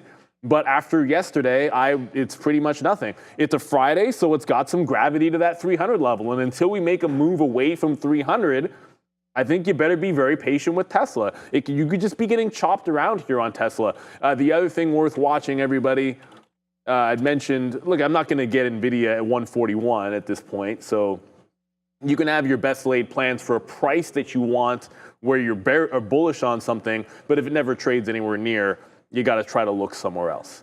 So maybe the volume weighted average price looks pretty good on NVIDIA. Another chip name that looks incredibly strong, taking out 110 here is Micron. That's a good look at 3.5%. The eyeballs for me will be on this dip. If we can catch it on Palantir, getting back into the Uber long, both of which I like, and waiting for Tesla to do something. Pillsbury. Oh boy. Did you say Doughboy or Oh Boy? You got to say Pillsbury, and then you got to say Doughboy. Doughboy. Pillsbury in the chat noting Amazon in the midst of a breakout. There's a lot of breakouts happening right now. Very strong market. The names that seem unrelated to the fray yesterday, I'd feel much more comfortable joining those types of moves if you have a chance. I just really I want to get back into this Uber here if we can. But I was afraid it might make a lower high, which it's doing. So I either want it breaking out a new high and then resume trend, or we have to wait for our support levels. We've already managed to take a good long on it. I don't want to exacerbate it by just FOMOing into a high price here. Yeah, so here you go, guys. If you want a prop firm that's transparent, fair, and actually wants you to succeed, listen up. Prop XP gives you 1 to 200 leverage, oh boy, one of the highest out there and no high watermark. Fast payouts, real support, and a team that's on your side. That's why they're rated 4.6 on Trustpilot and climbing. Use code TraderTV to get 50% off of your challenge right now. Scan the QR code or click the link in the description box and start trading smarter with Prop XP. Pass the challenge, get funded. Oh boy, yeah.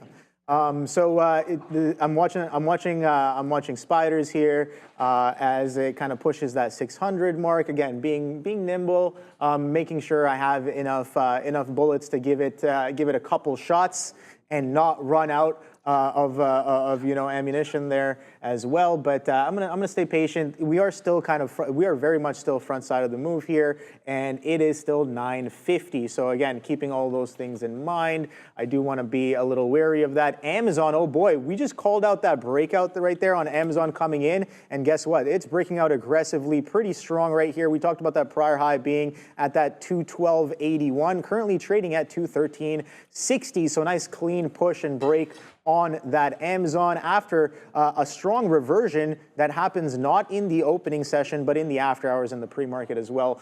Softy to the upside right here. We can take a quick look at these mags right there. So Softy breaking out of its day highs as well. Goggle as well. I mean, Goggle's not as strong. 172.12s is the highs. We're trading below those as of right now. And guess what? Tesla, nowhere to be found. I guess this one's all, this one's kind of, it's charging. It's charging right now. It's plugged in, it's charging, we're consolidating. No idea where this windup of price is gonna push. But again, I'm gonna be patient. And again, the trade on Tesla was yesterday. Gonna be patient to see if anything else falls into our lap on that one there. What else do we got going on here? Let's take a quick look at some of these earnings names that we had on watch as well and see what they're up to. Nothing has really kind of triggered my interest in terms of Have you pulled up DocuSign yet? I did. I'm watching DocuSign. I'm just like, all right, cool, DocuSign. It's hugging VWAP like my daughter hugs me every single night. Oh boy. After story time. Oh boy. It's really hugging VWAP here, DocuSign. So if it's like, I think if this loses the volume weighted average price, you could see something very interesting there. But here, right now, come on, Palantir. I was kind of we were hoping Palantir would trade just a little bit more into the dip because I think 123 is such a key price that I felt like getting into VWAP and under 123 would work. I've only been in the two names, right? It's just been, obviously Uber was good. We were in and out of that one. That can't seem to break out its highs. That was a quick little scalp trade to the long side, which we got 80 on. And now Palantir, we're looking for, I mean, either we can start holding above 25 again for the breakout, which, by the way, these candles here on the dump, that's 125.33. Look where Palantir made the top, 125.33. I wish Tesla's now breaking down, by the way. Yes, it is. Yeah, Tesla's breaking down. This is turning into a short. DocuSign, did it break that VWAP? DocuSign might break this volume weighted average price. Coming. The weekend? Oh yeah, I love how you knew that right away. The Weeknd, by far, one of my favorite artists. By far? By far. Oh, I love The Weeknd. The Weeknd is absolutely amazing. Again, his whole discography. I like his music. I like his music. I love his music too. And I listen to it very often. Let's say that. But 600 is coming back in here on the spiders here. Not the spoos, but the spider here coming back into 600 as of right now. Let's see what that'll have in store for us. So the current high is 683. We attempted to push, and we're coming back into, I guess, are we back into that range just yet? No, we haven't reclaimed that range. We're kind of coming back on top of it. That high was 599 to 73. Let's see what we do. Does that resistance turn into a little bit of support? As of right now, holding that 600 on the spider. Let's see how strong this holds. I'm gonna give it more room right here. DocuSign, yeah, again, it's kind of sandwiched in between. This is what we were talking about. So sandwiched in between the session VWAP using as support, and then the anchored VWAP off of the event as a little bit of as a resistance. And I think I heard Brian Shannon talking something about like this is a pinch to VWAP or something like that. Yeah. I don't remember quite correctly, but again, the anchored VWAP is probably what I'm going to give a little bit more precedent Quantum because names are it going is nuts. pushing off of it is anchored off of the actual event with significant volume, which is the earnings report. So let's see what Adair is up to. Beware here, QBTS really strong this morning, about a 20.4% short float, not seeing any news. Decent amount of social media attention. We know these quantum names do tend to often be driven by hype and excitement. So with that in mind, QBTS, this company is called D-Wave Quantum. Again, no economic numbers at 10, guys, so no worries there. Back to you. Yeah, D-Wave 1818, I think. Was that right? No, you're wrong, Neil. 1820. So 1820, that's the prior resistance. Go back a couple of days, which would be Wednesday. See how quickly I can do that math, everybody. So 1820 is a big resistance level. Like, just look at this. There we go. Let's zoom it out there. If you get above that quarter mark, you've got room to the 20 here. So punching in when there's overhead resistance doesn't make sense. Continuation is going to have to chew through this eventually. I think with the market pulling back in here, maybe a dip buy into 17.5, yesterday's tops. That's what makes sense to me. Well, it's not really the highs on yesterday, but like it's like these levels in here, like somewhere into the 40s and the halves on a dip buy, because you're into overhead resistance on this. Tesla's really starting to accelerate. Look, Tesla's going to break the low about 292. Now remember, I think if you bounce off 285 to 290, it's SSR, keep in mind, short sell restricted. That could be a hefty bounce. But if Tesla breaks the low, then we were waiting for this to do something, and breaking the low would be doing something for sure. It can't get 305 because it's not going anywhere above 300. So the break of 92 is pretty much it. Well, yeah, thank you for bringing my attention to that one there. Coming right into that anchored VWAP off of yesterday. Again, that's sitting at 293.68. Let's see if it holds, right? It's not like, oh, it's coming into anchored, I got to buy right away. I don't think that's. I want to see if it can. You got to see what it does with that area, what the tape's doing. Is it holding? Are we absorbing? Is there any support? Do we have market tailwind? Guess what? The market tailwind's to the downside. Maybe a little bit of selling happening off of that morning push.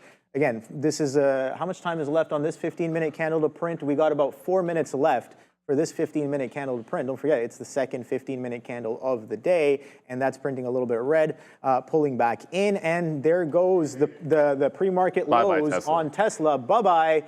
Thank you. Come again. Let's see if we can get down to some of these prior days, end-of-day consolidation range highs there, 288.30s-ish. That's kind of where that end-of-day bid came in and couldn't really get past that level. So let's see if we can kind of come down into there here. That's still a while away. But yeah, Tank City to the downside. Some more selling coming in. Sellers showing dominance once again on Tesla. Oh boy. Might be a little bit of a bigger picture move. Yesterday we talked about, I was talking with a few people, and I was like, some of the biggest catalysts in the market are just sentiment shift. And people will say, oh no, what about earnings? Earnings are definitely some of the strongest catalysts, but think about it. Earnings, when they are the strongest catalysts, it's probably because of some sort of sentimental or fundamental shift in the stock itself, right? So it's like, all right, so if you can boil that down to simplicity, it's like, all right, anything that is a sentiment shift on the stock or the market, it's changing the story that the price action has been kind of following as of recent. That can be some of the biggest trades, and you saw that on Tesla yesterday. Absolutely A++ when multiple time frame participants start to get involved in a breakdown. Here, oh boy.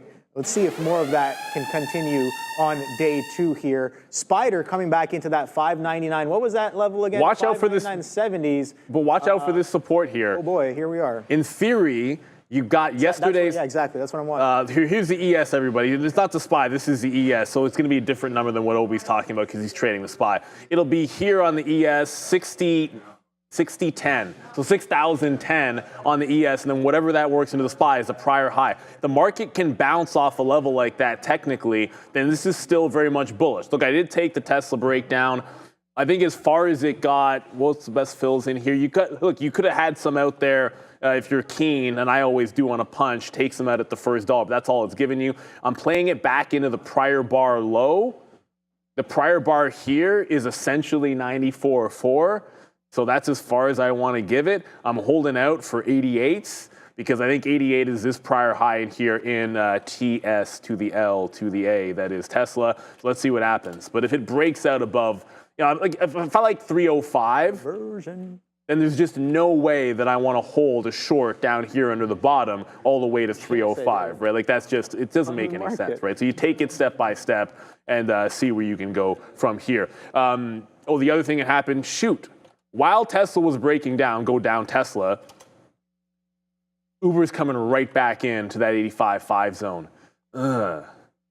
Let's be patient with it. I was able to get it to the right side, like it bounced off that level and showed a bid, and then we got the long, but it made a lower high going into it. That's not very bullish, going into that same level, going into a lower high. I want higher highs if possible. So I'm not going auto long on Uber like we were before. So let's see what happens with this market. Even Palantir is pulling back, but I'd say that's holding up very well on Palantir, holding on to VWAP.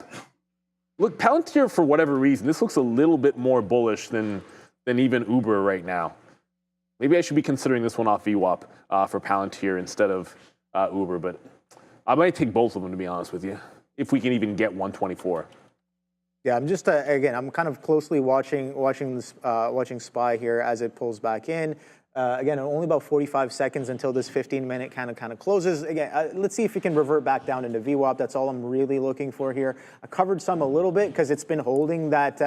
I don't know what moving at. I think this might be a 9 EMA or whatever, but it's holding trend, right? If I'm using that to define trend, it's holding a little bit of trend. So I do want to cover a little bit there and kind of reassess if it kind of bids back above. How am I not long That's perfectly fine as well. Let it consolidate. It is consolidating near, I guess, in the upper half there. And if you kind of count that morning push, that's also kind of it's trading in the upper quartile of the range that we've made since that economic number came out there. So a little bit of a bid here coming into the markets. Let's see what Adair is up to. Market's bouncing quite nicely here after the Twitter feud heard around the world. Of course, Elon Musk and Donald Trump, President of the United States, and then, of course, the CEO of Tesla, getting involved in a pretty heated back and forth yesterday, mostly involving social media, a little bit as well during Donald Trump's meeting with the Chancellor of Germany. Wild stuff here. The market right now, this 15-minute candle in the SPY, a little bit indecisive, but we'll have to see how everything shakes up here. The S&P 500 is back above 600. Couple earnings names on watch. Broadcom initially trying to bounce, but pushing back lower once again here, beating on EPS and sales quite narrowly, and then narrowly guiding here their Q3 sales above estimates. So a little bit in line here for Broadcom. Lululemon trying to push lower here. They reported inline Q1 earnings per share. Sales beat, but they lowered their fiscal 2025 guidance, and their sales in the Americas were actually pretty weak. Their international sales still pretty strong. Microsoft here, though, this one actually joined the $3.5 trillion club for the first time ever, and it reached new all-time highs. So good luck for MSFT, usurping NVIDIA to once again become the world's most valuable company. Make sure to like and subscribe. We'll send you back to the guys. Yeah, Tesla got some great outs on Tesla. Beautiful, beautiful. So here's the breakdown on Tesla. It broke down, like you said, you couldn't get anything better than 91 when you're getting it at 92 and 92 half and all that good stuff, and was able to get a 92 out, reloaded in front of the 94, but it immediately took out that prior low, so we jumped out of that trade, I think just in time. Palantir, look, I swung and I missed at Palantir. I said, it looks like a good long, and then when I went to go long, it already broke $1. So I'm not chasing the move up here.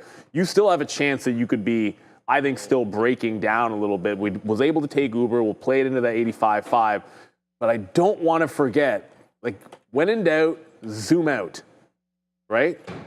And when you look at things, like this is the ES, like it's consolidating above that high, and you could still break down. Like the risk right now is, I think, in the other direction.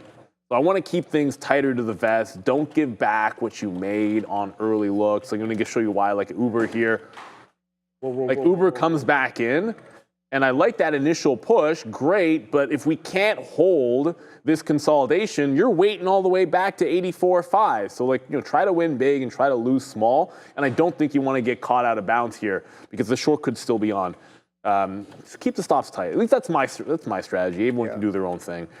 Tesla, I'm not sure it's done, but we kept it tight because you're punching the lows. And again, I'm not punching a low and holding it $5, $10 against me. Yeah. I look for another entry on Tesla and keep the stops tight early on because we don't have a trend yet on Tesla. I think it's looking like it's still a short, But let's see. Random Oddity says you should look at MSTR. That's looking like a short. When's the strategy IPO? Which one? Because like MSTR is doing like a strategy. Adara always knows the Circle answer. back through 100. Adara? So STRD, of course, if you guys know MSTR, very expensive. STRD looking to open pretty similar. I'm seeing apparently they priced the IPO at $85 per share. Again, it's STRD. If you guys know anything about MicroStrategy or Michael Saylor, you're probably not surprised to learn. Apparently, the goal of this IPO is to raise money so that strategy can buy more Bitcoin. So STRD is the name of that IPO. Back to you. Oh, because I was like, oh, there's no way. There's no way. I'm just telling you, I was like, for a second there, just a few minutes ago, I thought I fat fingered 6 lots onto the spiders, and I'm like, that's definitely not what I want to do. And what I realized was those like, can no, be I scary. was buying 600, like the those level can be 600. scary. Those can be very. I had a couple of those last week, man. Oh, I had one on. I more than triple flipped the other way. I was short and I triple flip long. It gets me net long more than I was short, and I was like, I don't know what to do here.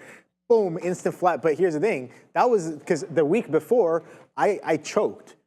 I fat finger flipped into a position, and then I was like, I didn't realize for a good like 20, 30 seconds. And then I was so confused. I look around. I'm like, what's happening right now? I was supposed to be short. This is showing me long. I'm trying to figure it out. It shows me in the money for a little bit. I'm like, wait, this doesn't make any sense. My price is above, the current trading price is above where my position is. Hold on a second. I think there's something wrong with this. Just for everybody, What's going on? Try refreshing your stream. Try refreshing the stream right now if you can. Hopefully that'll work. Because I saw the same thing. Like Okay, yeah. You guys couldn't see us for a second. So try.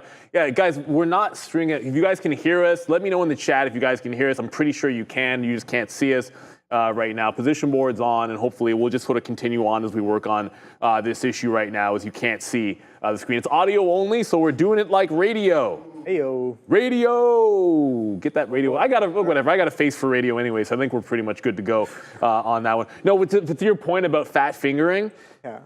no one ever forgets the first time they make a fat finger trade. I can tell the full story a little bit later, but I'll never forget the time I went to offer out on a penny stock and was like, "Oh, this is the best level ever." The second I put an offer out, Boom. this guy joins me Yeah. for like huge size, and then I started getting filled and realized that it was me. And I was the guy putting in the huge size, and I was already getting filled on almost all of it, and I had a split-second choice. Do I cancel this order and now watch it run against me, or do I leave it in and pray that it's good? And I canceled the order because that's what you should do in a situation like that.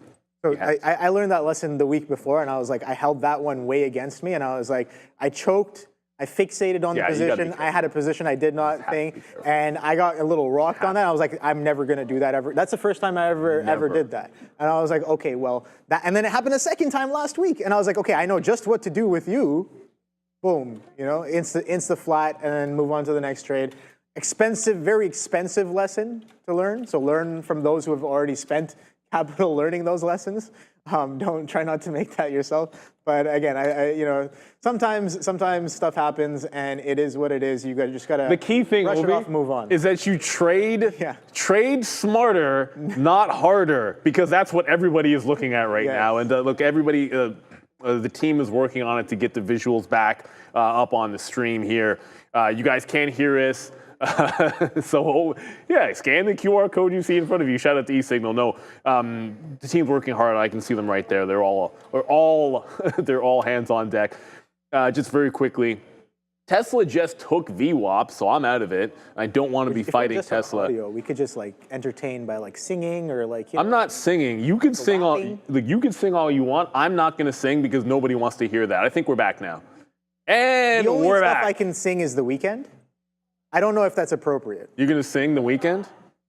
I mean, if you want to. I'm not going to stop you if you want to. He's got some. I'm not gonna I don't know stop too you. much about his newer albums, but his classics are I'm not singing, that's the- absolutely beautiful. I'll Rickroll you Again, guys. dude from Toronto, right? Dude from Toronto. Yeah, local boy. Yeah. Local So he's like his come up is absolutely crazy. Like he was like homeless on the streets of Toronto with a beautiful voice, and he kind of blew up, got signed, and then look at basically look at where he's at now. Absolutely beautiful story on that one there. Well deserved. But, I agree. I don't know. Not everybody likes his music. I can understand why. But you know, it is what it is. Spider still trading below this 600 as of right now, and just chop and churn consolidation. Nothing too crazy. We're holding above VWAP, so that's why I've covered a decent chunk. I'm looking for that VWAP to come in. Is it going to come in? I have no idea. The fact of the matter is, we talked about that prior day high coming in at 5997s. We are holding that. So that's, I do have to kind of respect that information and kind of be nimble, be as nimble as possible as I can. And again, if it's going to crack down any, further, I can always get back in. Sure, my average is not going to be the same, but again, for that continuation, try to stay nimble as possible with the information I have been given here on the chart. So where is the next trade is what I'm asking. Palantir is trending back up again. Yeah, I kind of want to piece out of this one for now. I'm sure we could drop back down below that 600, but again, like I said, I've covered most of it. Don't necessarily want to be involved in this one too much. And funny enough, as soon as I do that, we drop down 20 pennies. So GG's for that one. Like I said, we can get right back in. So let's try some of that and see if that'll have us get back in with a little bit less, giving it a little bit of a tighter risk here on the name. Let's do that. Just gotta get Circle's doing 100 again, by the way. Yeah, circle in and around 100 as of right now. So got to keep that one on. No, it just failed 100. Yeah. So the Circle just did the wick above 100 again. Big volume candle. It's kind of hard to see because yesterday's volume candles dwarf it. So let's say the second biggest volume candle of the day on that fail break of the 100 level. This is one that it's actually breaking trend on this candle if it closes underneath. So you can give, like a short here, you can give to the 100 level. Let's go to Dara at the desk. This isn't removing the stock, but I think it's certainly worth mentioning. Bloomberg reporting that apparently Apple's not going to be making a lot of new AI announcements at its Worldwide Developers Conference, or WWDC, event on Monday. We know one of the biggest things here that people are looking for from Apple is AI announcements. So this could be a little bit of a drawback. AAPL not really reacting here. Nice push off the open. Kind of consolidative. Just be aware that is happening. Also, I'm seeing RX. Unclear if this is a brand new catalyst. I'm seeing this circulate on X. Good move for recursion. Apparently, with MIT, they're unveiling Bolt 2, which is a breakthrough AI model for drug discovery. Back to you. Thank you very much there, Dara. Appreciate it. Look, a couple of things. The only things I'm monitoring right now: Palantir, Circle, and Tesla. Pretty much. I have Uber up as well, although Uber was a good early look. As I said, it doesn't have the juice anymore. Like, we got the first dip buy, play the second. Like you said, always try to win big, lose small. But now you're making successive lower highs. So this really has to settle down, regain that prior high, which is something that Palantir has had the opportunity to go. All I've done is take an early breakout trade on Palantir, and I'm watching it gently, like very gently, try to trend higher. But this test of VWAP is going to be big. Let's see if it can actually bounce off that 124. Yeah, Circle just broke the 100. If it fails 100 again, I want it back down through. Yeah, so I guess just holding on to this one here. Like I said, I got out of that one when we bid back above, and then we instantly bid back below. I'm like, all right, well, you know what? That was a bit of a mistake. Got to stay nimble, and got right back in. Sure, with a little bit less, but that's perfectly fine. The move is coming in now. Here's that VWAP test attempting to happen here on the Spider. On the P-Pro, I have that VWAP in and around 5993s. On this other platform, I have my VWAP in and around 5993 as well. Okay, cool, nice. What? So it's coming in right there with that aggressive selling into that VWAP. So reversion to VWAP, hello. We were there at 650s, so about a point lower as of right now, coming onto that VWAP. So that's the trade. Thank you very much. Let's see where the next one is. I don't know if it's going to crack that VWAP just yet, but again, going to keep that one on with a little bit of cover, sitting on top of this VWAP. There we go. Give me that cover. Give me that cover. Give me that cover. Give me that cover. There it is. All right, beautiful right there. So a little bit of a cover on that push down. Let's see if we can, let's see what we do with that VWAP. Again, VWAP could hold. I have no idea. It's just a line on a chart, but I'm going to stay a little involved with this one right there. So there you go. Only got a breadcrumb on. That was the trade. I was looking for the reversion to VWAP on the Spider, and it gave me that. Where is the next reversion, Neil? That's what I'm looking for. Oh boy. Gotta, you know, sometimes this is why I really like this like multi-chart layout here, so I can observe multiple different charts that I think are in play, and then kind of stalk and hunt for the right opportunity. It's like what's really doing what I'm looking for, and what's looking like it is setting up Don't for do it. playbook. Oh, there it is. There's that 100 push there. It did it. You had to have it the first 2 times, though. I tried it the second time. I missed the second time. The third time we'll get in, but I'm going to keep it a tight stop. Yesterday, whatever you were trading on Circle yesterday, you're probably trading a tenth of or whatever it might be. You're doing maybe tighter stops, but I'm looking for that trend break. Like I want that one big shot on Circle where I can risk a buck and try to make 5 to 10. So you're going to see me take those types of shots, but I won't give back anything like we made in yesterday's trade. That's what I want to do. Like keep it tight to that vest. And the same thing with that is Palantir. Like Palantir, it still looks good on a bull flag, but I'm being very patient about what kind of a shot we take on this long when the futures are coming back in here, the way I see it. So, let's see us actually have a bounce off 124. It just hasn't happened yet. Maybe even like a false break of 124, and then we'd go into that long trade again. Similarly, Uber, which I still want to stay bullish on. We got 1 for 2 on Uber. 1 for 1 Palantir, Tesla 1 for 2, and then we went 0 for 1 on Circle there. Staying with those same 4 names, but this needs to break trend for me to get back into Uber. I'm not really seeing anything that's indicating to me that we're breaking this downward trend that we have on Uber. I see a few people still, I've got to acknowledge how strong QBTS is. When I was giving you guys my thoughts on it, I felt overhead resistance at 18.2, so play the dips. I just thought the dips might be a little bit dippier than they were, which just hasn't happened yet on QBTS. It could actually just be a clean break of 18.20 as well. That could be a play for you guys. But Palantir showing that sign of strength. Palantir and Uber, I still want to be looking for those longs. There's the bounce off VWAP. Yeah, this is a strong bounce off of VWAP across the board here. Again, Spider, I got eyes on it, but again, nothing significant left on. I'm just gonna give it to the original stop and see if it actually takes me out there. That was a beautiful kind of a push down into VWAP there on the Spider. But guess what, guys? Traders, are you ready to fully optimize the computer you use for trading every day? Well, Easy Trading Computers and Trader TV have teamed up to bring you an exclusive sale on the world's most powerful AI-ready computers for trading.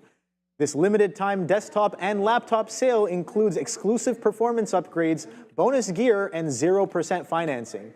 And it's only for Trader TV viewers. Scan the QR code, enter your email, and unlock access before it's gone. This exclusive sale is ending June 12th at 5 p.m. Eastern, so scan that QR code or click the link in the description box for your Easy Trading computer.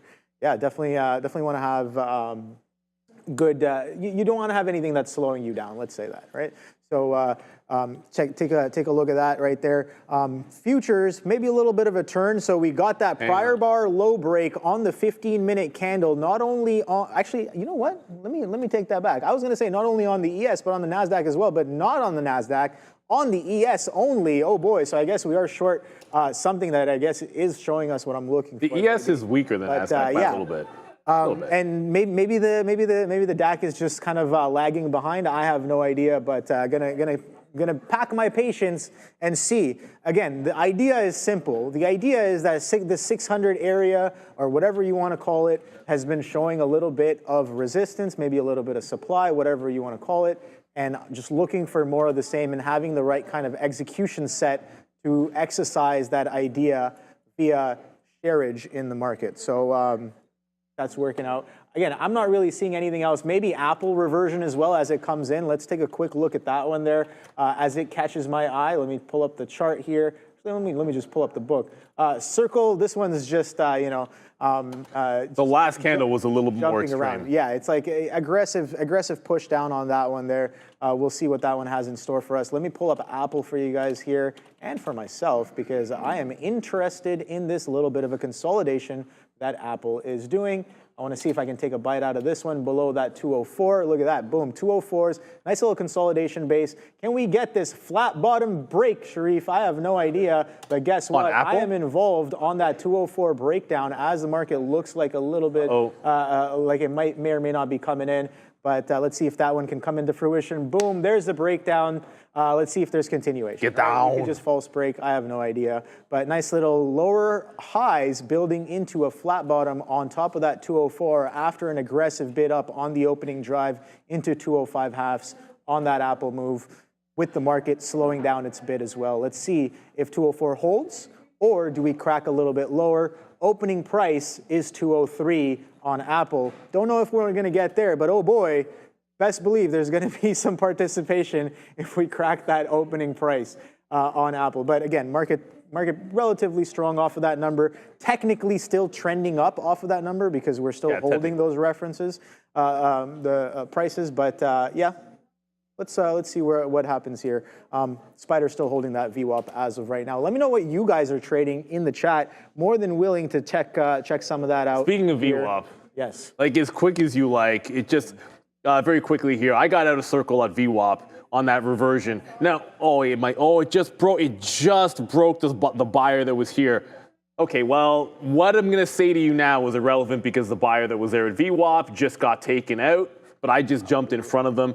We took it the first time at the 100 break, and then look at the candle. So it wicked out that prior high, and then the candle's gigantic to 102. So when it came back underneath, I was trying to get underneath 100 again, and I didn't. I swung and missed at 99, 90, the 90s and 80s, ended up with almost 99 even. So it didn't really get the price we wanted and played it back into volume weighted average price. So we'll take that scalp trade. Again, just waiting for the level, waiting for that wick setup, and playing the reversion back into VWAP, and then moving on to the next there. So circle for now, bouncing off the volume weighted average price like a second time here. I think if it holds on to VWAP and the market breaks down, I probably don't try this a third time. I think you go 1 for 2 on it and you get the one that you want, then you just maybe move on to the next. Palantir, don't sneeze, Neil. Fighting it.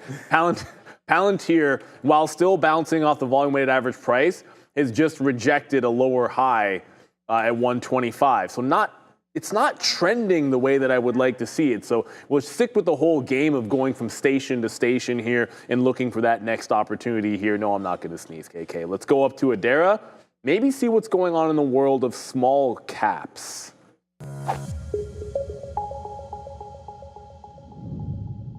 Here's the IWM up 1% here, but definitely removed from these pre-market highs. Bit of a pre-market double top here around this 212 area. Right now, just above 211s. All these small caps can have pretty decent short float, so listen up here. Recursion, RX 33, almost 34% short float here this morning around 10 a.m. announcing, or I guess highlighting, the release of their Boltz 2. This is a next generation AI model for drug discovery with MIT. Then we've got CHGG. This is Chegg. I did not see any news on this. We have an 11% short float, $160 million market cap for CHGG. Last but not least, UMAC. This catalyst is from a couple days ago. It came out Wednesday afternoon. The company expanding U.S. manufacturing with a new drone motor facility. But UMAC here, 18% short float. And in case you might recall, the name sounds familiar, it's because Donald Trump Jr., DJ TJ, is actually on the board of this company. Back to you. Make sure to like and subscribe. Okay. Yes, sir. Thank you very much there, Adara. And just one of the things we were saying, we were just sort of talking about this with Circle. There's a battle happening. There is a seller at and above the 100 level on Circle each time it's broken out, but now there's a buyer off the volume weighted average price. So I want to be in this whichever way it resolves. Ideally, if it bounces off VWAP again, then I'd let it break 100 and just be faster to get in at a better price and not be getting in at 99 like we did last time into the volume weighted average price. But if we break this, because now you've broken that upward trend as well, but if you break VWAP, you could easily test down. And don't forget, 88, I still think is the first level of support here for Circle. So that's one I want to pay attention to. If we get down there, I got to find my way into another short before we do. The other thing I'm eyeballing very, very closely is a name that was not on my list this morning, and that is AMD. AMD is playing a bit of a wedge right now. Let me just draw it for you. AMD is playing this wedge and breaking this wedge as we speak. So there is your wedge pattern, or whatever you want to call it if you're a charter market technician. It's actually breaking it out now. So this is a new entry, but this is it's a very binary play. right? Like I want to play the long back into the top of the wedge and then just give it to the prior bar low, which is just underneath 117.5. So like most of the other things, just like nice, obvious in technically, and I know exactly where I want to get out on a 3-minute underneath that prior bar here on AMD. Bit of a new entry for me. Yeah, no, again, this Apple kind of chopping and churning around this 204 mark. We got an aggressive bid there on the spider there through that 600, pulling back in. So every kind of attempt and push and pop through the 600 has been kind of clocked back in, and sellers stepping back into the bid on that one there. So holding a little bit bit weak there on the bid, and you can see that coming in on these futures as well as this current 15-minute candle with about 6.5 minutes left to print or left to close is attempting to break that prior bar low on the 15-minute, kind of giving us a sense of continuation here. There goes Apple. Oh boy. Added a little bit more on that confirmation of the push through that 204 Palantir. as we pull a little bit lower. Let's see where the futures can take us. Maybe I was going to make a Back to the Future reference, but let's see where these futures can take us. 203.80s here on Apple. Again, can't be forgetting that 203 is the opening price. No, I don't know if we're going to get all the way down there, but if it does get down there, I will like it a little bit better here on Apple. But we got to just, as Sharif says, pack our patience and figure that out as it comes to us. But traders, listen up. First month free. That's right, we're waiving fees. Trade smarter, not harder. Upgrade to elite. Oh, sorry, wrong one. Give me 1 second. All right. So, wrong ad. That was my fault. Trade the Pool.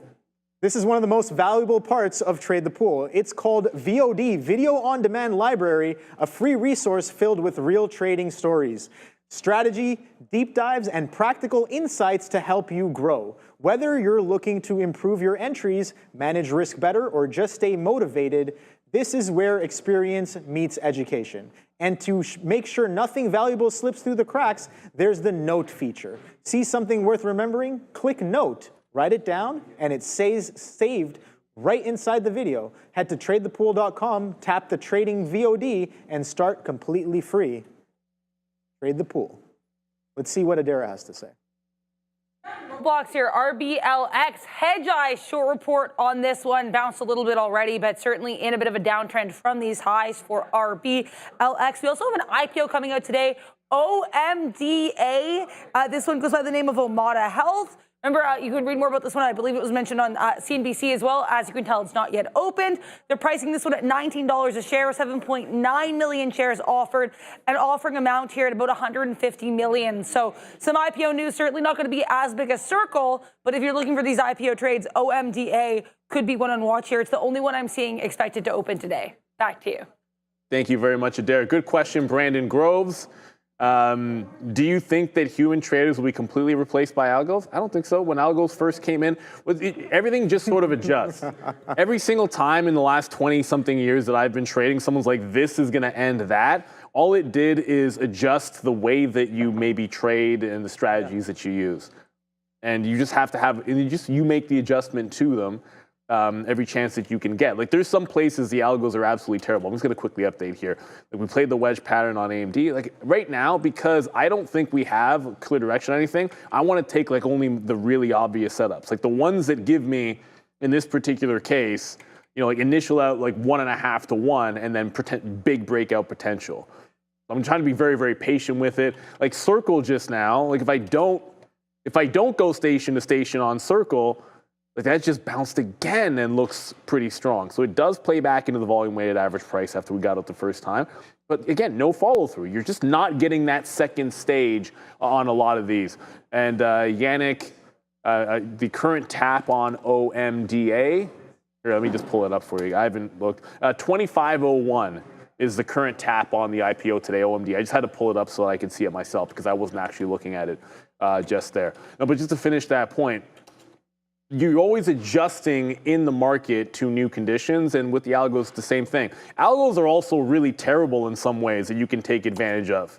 Oh, yeah. Like, I'll give you like a perfect example of how we're algos as a human trader, you're rinsing the algos is twice yesterday on US Steel. a positive headline, and they buy it up like fools, forgetting the fact that this stock should not be going above 45 or 54.5 for fundamental reasons. And so if you're smart, I'm sitting on the offer in case these idiots do it again. I probably won't get filled today, but if I do, I'm going to make money on it probably. But like that's an opportunity where if you have alerts out there, you can see these ridiculous spikes. That's real too on US Steel. I went to Obi. I could have made my month on that, but I wasn't paying attention. I usually have alerts for this. I've done it before in the pre-market and made bank, but algos get destroyed because they react to a headline and they react poorly. And you can take advantage as a human trader. So you just adjust your strategies. That's why I like to keep it with very defined ins and outs, and then try to hold when it's working, but have that tight stop if it's not. No, I think that's a great point. Here's the thing. It's funny when you watch. There's an old documentary called Floored. And yes. I would highly suggest everybody to check that out. It's free on YouTube if you want to watch Floored, right? And it really gives you the mindset that traders had when they were trading in the pits and they could not make the adaptation onto computers. There were people who are so hard-headed. You watch the documentary, you'll see what I mean. They were like, trading is absolutely over. There's no way we can do this anymore. They've lost the edge. Yes. Guess what? There are still traders to this day who trade manually, and I've met a few of them, 6-7-figure traders, very easily kind of, playing the landscape along with these other participants, which are, algos, funds, everything else. There's the sell, there's a continuation that I was looking for, so we'll let that kind of cook as that comes in. Remember, 203 is the opening price on Apple, and with this aggressive market sell, if we do take that low out, that can definitely be a little bit interesting here. So that selling kind of started a little early, and we talk about supply being in this area here on the spider, and there it is. There's the confirmation on that one. But again, going back to the topic, I don't think that manual traders are totally going to be wiped out. Here's the thing, though. You're going to have to adapt, and one good way to adapt is to become a little bit hybrid, right? You can have, I was talking to Jose in the back about this as well. It's like, I think I would stand to benefit from exit algos. Like something that I'll initiate my position and it will get out for me on a predetermined set of my positions. So for example, like, okay, if I initiate the entry, and then I have the algo help me get out of maybe 70% in a non-discretionary way, and then I'll deal with the 30% myself. So becoming hybrid like that, however you want for your entries and exits, maybe position management is something to look out for. There are certain moves and momentum in the market where, yeah, it's very competitive and it is very saturated, and you want to be the fastest player, and becoming a hybrid trader can definitely give you an advantage in this landscape. Let's see what Adara has to say.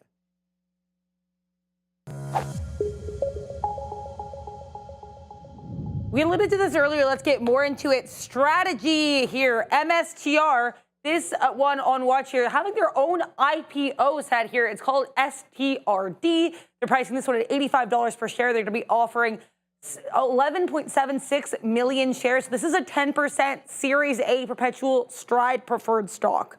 So that's what they've announced here. Basically, of course, shocking, probably no one who follows Michael Saylor here. The sales here, or I guess the money from this, the proceeds of this, which are estimated to be just under $1 billion, are going to be used for general corporate purposes, including Bitcoin purchases. So BTC here likely going to be purchased once again here by Michael Saylor and co. Apparently, the issuance and sale of these shares are expected to settle on June 10th, 2025. So that would be next Tuesday. Here's Bitcoin. As you can see here, definitely performing a little bit better than MSTR, the stock. So we're continuing to see how these equities and these, I guess this BTC here, not necessarily trading in tandem.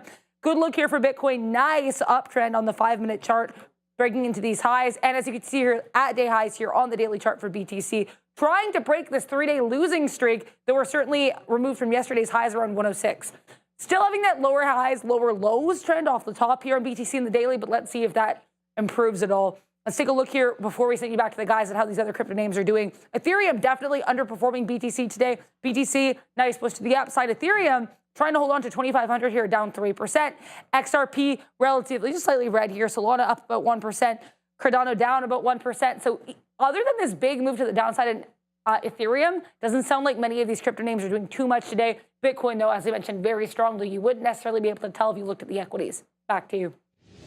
Thank you very much. Yeah, you really wouldn't be able to tell. That spider coming in, man. Like I know if Sean was here, he'd definitely be ringing the dollar club on that one here. So spider coming in. You have his below keys? that 599 trading. There you go. Thank you, Sharif, for that one there. So $1 on the spiders there as we get that continuation back to the downside. There's Apple as well. Nice clean crack of that consolidation low of that 204. Sure, it didn't go instantly for me right away, but again, it was doing what I was looking for. And this is what I was talking about earlier, just kind of keeping that splay of different tickers that you have on watch, being patient and waiting to pounce on the opportunity that aligns with your playbook. Now, it could have definitely not worked. I have no idea. But again, I saw what I liked and I participated, and that's the best I can do, right? So it happened to work out. Got a little lucky there with that flush on the spider as well. So you know what? I kind of want to be done with this one as of right now and maybe reassess if we're going to catch any sort of pops. I just want to get maybe potentially slightly flat here. 203 halves. On Apple, we talked about that 203 being opening price. I'm not really gonna I'm not gonna wait around for that one. I just want to move on to the next one. UNH didn't really break out as well as or break down as well as we're looking for. Okay, didn't so do anything. there's that bid up on the Apple. So it's good that we covered a decent chunk there. Oh, what is going on? All right, so. Where's the next trade? That's what I'm asking, right? Where's the next trade? Covered, I guess, over 90% of everything on that little flush down. So looking for the next trade. So let's take a quick look at some of the top volume leaders. It's been about an hour after the open. It's about 10:30. Yep. Oh boy. All right. So let me check the chat real quick right here. Pull that up. I see that we got a bit of a super chat. So Brendan Harn, thank you very much for the super chat, saying that I did 10K on Tesla. Congratulations on that one there. Please talk about Tesla more. Your insights help. Well, I don't know how much my insight is helping. Again, I have no idea. Okay, so there you go. So out of the spider there as that comes in. But yeah, sure, we can take a quick look at Tesla and see what that one's been up to. And I haven't really participated because, like I said, it's not doing what I'm looking for. So I'm not gonna do anything with it. Sure, that anchored VWAP does come in, and we bounce off of some levels from yesterday, but pretty much a chop sideways within that pre-market range. You attempt to break higher, you fail. You attempt to break lower, you fail. And then you kind of just consolidate sideways around VWAP. I don't really have anything on that one there. But yesterday, oh boy, that was aggressive. So again, I don't know. I have no idea what this one's going to do. But here's the thing. What I can do is talk about what it's doing, what it's already done. Yes. And it's trading sideways, trying to break pre-market highs. It didn't really work. Trying to break pre-market lows. Didn't really work. Reverted to VWAP both times and kind of consolidated sideways. So we'll let that one kind of do its thing and not really participate in it unless and until it sets up for me. Now that trade could be very different for you. You can have a totally different playbook, and I can have a totally different playbook as well. The fact of the matter is, are you disciplined enough to kind of wait and be patient for your playbook to set up, and then can you execute effectively on the setup that's being presented to you on the day? Again, that's what I'm trying to get better at. Obviously, not anywhere where I want to be, but that's the journey that we're on. That's the journey that everybody is on, and one of the places where you can refine yourself on that journey, maybe find the next opportunity, which I'm looking at on both two names I was looking at on Palantir and Uber, is with eSignal. Now, free is a good price, everybody, and for the first month is still free over at eSignal. So they're waiving the fees. You can trade smarter, not harder, which you all know because you saw it there for a while this morning. But let's be real. It's a highly intuitive platform. You can do level 1 access, level 2 access. You can put screeners up there. You can back test. You can forward test. You can automate your trading if you would like to. You can attach to more than 50 brokers. It's an entitlement-based system, so you get what you want and no more, no less. Scan that QR code you see in front of you. Take advantage of the fact that you get that 1 month free. You know what? If you don't like it, you can dump it. And it's that simple. And if it helps you trade, it helps you trade. Now, what I like the next trade for myself, which, I mean, obviously we have charting here and with P Pro 8, was simply we were breaking down and breaking trend on a 15-minute on Palantir. Well, it was on a 3-minute that I was looking at it. But what's interesting about it is when you broke the trend on the 3-minute and closed underneath, you didn't on the 15-minute. Now, there's two things you can do with that information. So there's the 3-minute where it did break the trend. There's the 15-minute where it didn't. There's two things you can do with that. You could not take it, which I elected to. If it breaks on one and not on the other, you can maybe take it for half the size, which is generally speaking what I would like to do if it doesn't set up on the higher time frame, but does in the shorter time frame. And then I know where my out is going to be. This prior bar close. Technically this is actually an open, not a close at 125 is what I want to give it to. And I know where my targets are going to be because technically I got a moving average at 22 and I have a support level at 23. So I know it's $1 to $2 where I'm trying to get, and then I want to hold the rest for any kind of a miracle flush. So therefore I don't want to lose more than $1 on, or too much more than $1 on that trade. So try to keep the risk to reward in there. That's the kind of thing you can do with your trade setups, and it allows you to be calm. Like it allows you to be in something. Let's go to my 15-minute on my charts. You guys can see it. I can be in something on that breakdown. And by the way, when I said take half the size, I didn't actually take half the size. But what I did do is get in, see that it hadn't broken trend on the 15-minute, and punched out of half the size because it only set up on the 3 and not on the 15. So the first thing I did when I noticed that, and it's after I got in, was just jump out and only take half the amount of the shares. Now, if it ends up breaking on the 15-minute and closing underneath here, then I'll just put those shares back on and then we resume the rest of the trade. So you want to make sure that you can tell the full story of your trade when you put it on. So if it's against you, I'm not freaking out. Like I'm not sitting here dollar cost averaging into it or anything along those lines. Just one more thing I want to go to here before we go back to, here we're going to go to Adara. Breaking back up, and I just did the snap, is Uber. So I've been waiting for Uber to break trend to the downside. We went 1 for 2 on Uber with an early win long, but now it's broken that downward trend. So I did not quite get that long, but let's see if we can grab a consolidation here. We do want to be long Uber. Just be patient with it. I got that first dip buy. The second one didn't work. Now we're trying to work on the third here. Let's go to Adara, I believe. The sector board is very, very green. In fact, there really isn't a sector that looks particularly weak here. There are some one-off names, of course, the most glaringly obvious being Broadcom, down about 3% here. This is earnings day one. NVIDIA and Apple, every other name in this sector, though, incredibly strong here for electronic technology. Technology services, Google, Meta, Microsoft, all nicely to the upside. Palantir up 4%, bouncing really beautifully here after a losing day yesterday. Health technology green, consumer services green, finance green, energy minerals green, transportation, producer manufacturing, consumer durables and retail trade. A little bit of a boring sector watch today because everything's just so strong after yesterday's weakness. Back to you. A little bit of a reversion, a little bit of a gap up after yesterday's selling. But yeah, we were just talking about. We were talking about Circle. Yeah.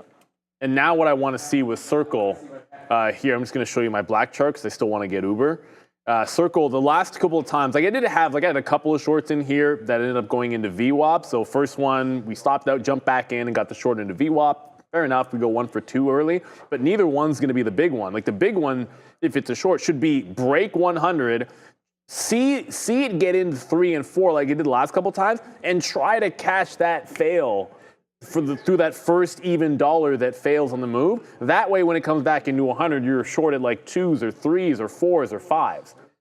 So that's what I'm going to wait for because there's just no follow through on the other shorts. Like you're scalping $1 or $2 on Circle, which is fine, but you're looking for that $5 or $10 move. And I think that's the only way you're going to get in. It's not moving enough to the upside, and I don't want to chase it up here just yet.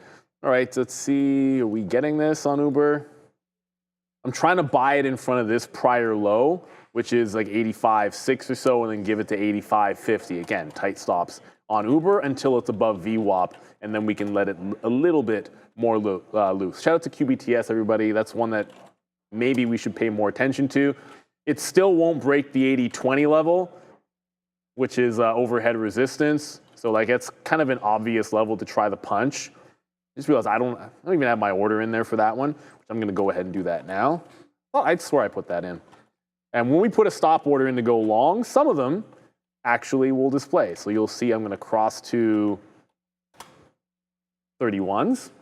So if it breaks a new high, like this high on QBTS, my limit order goes out to 31, whatever. It's the same thing as a market order. I'm going to get filled somewhere in there. Maybe I'll get 22 or 23.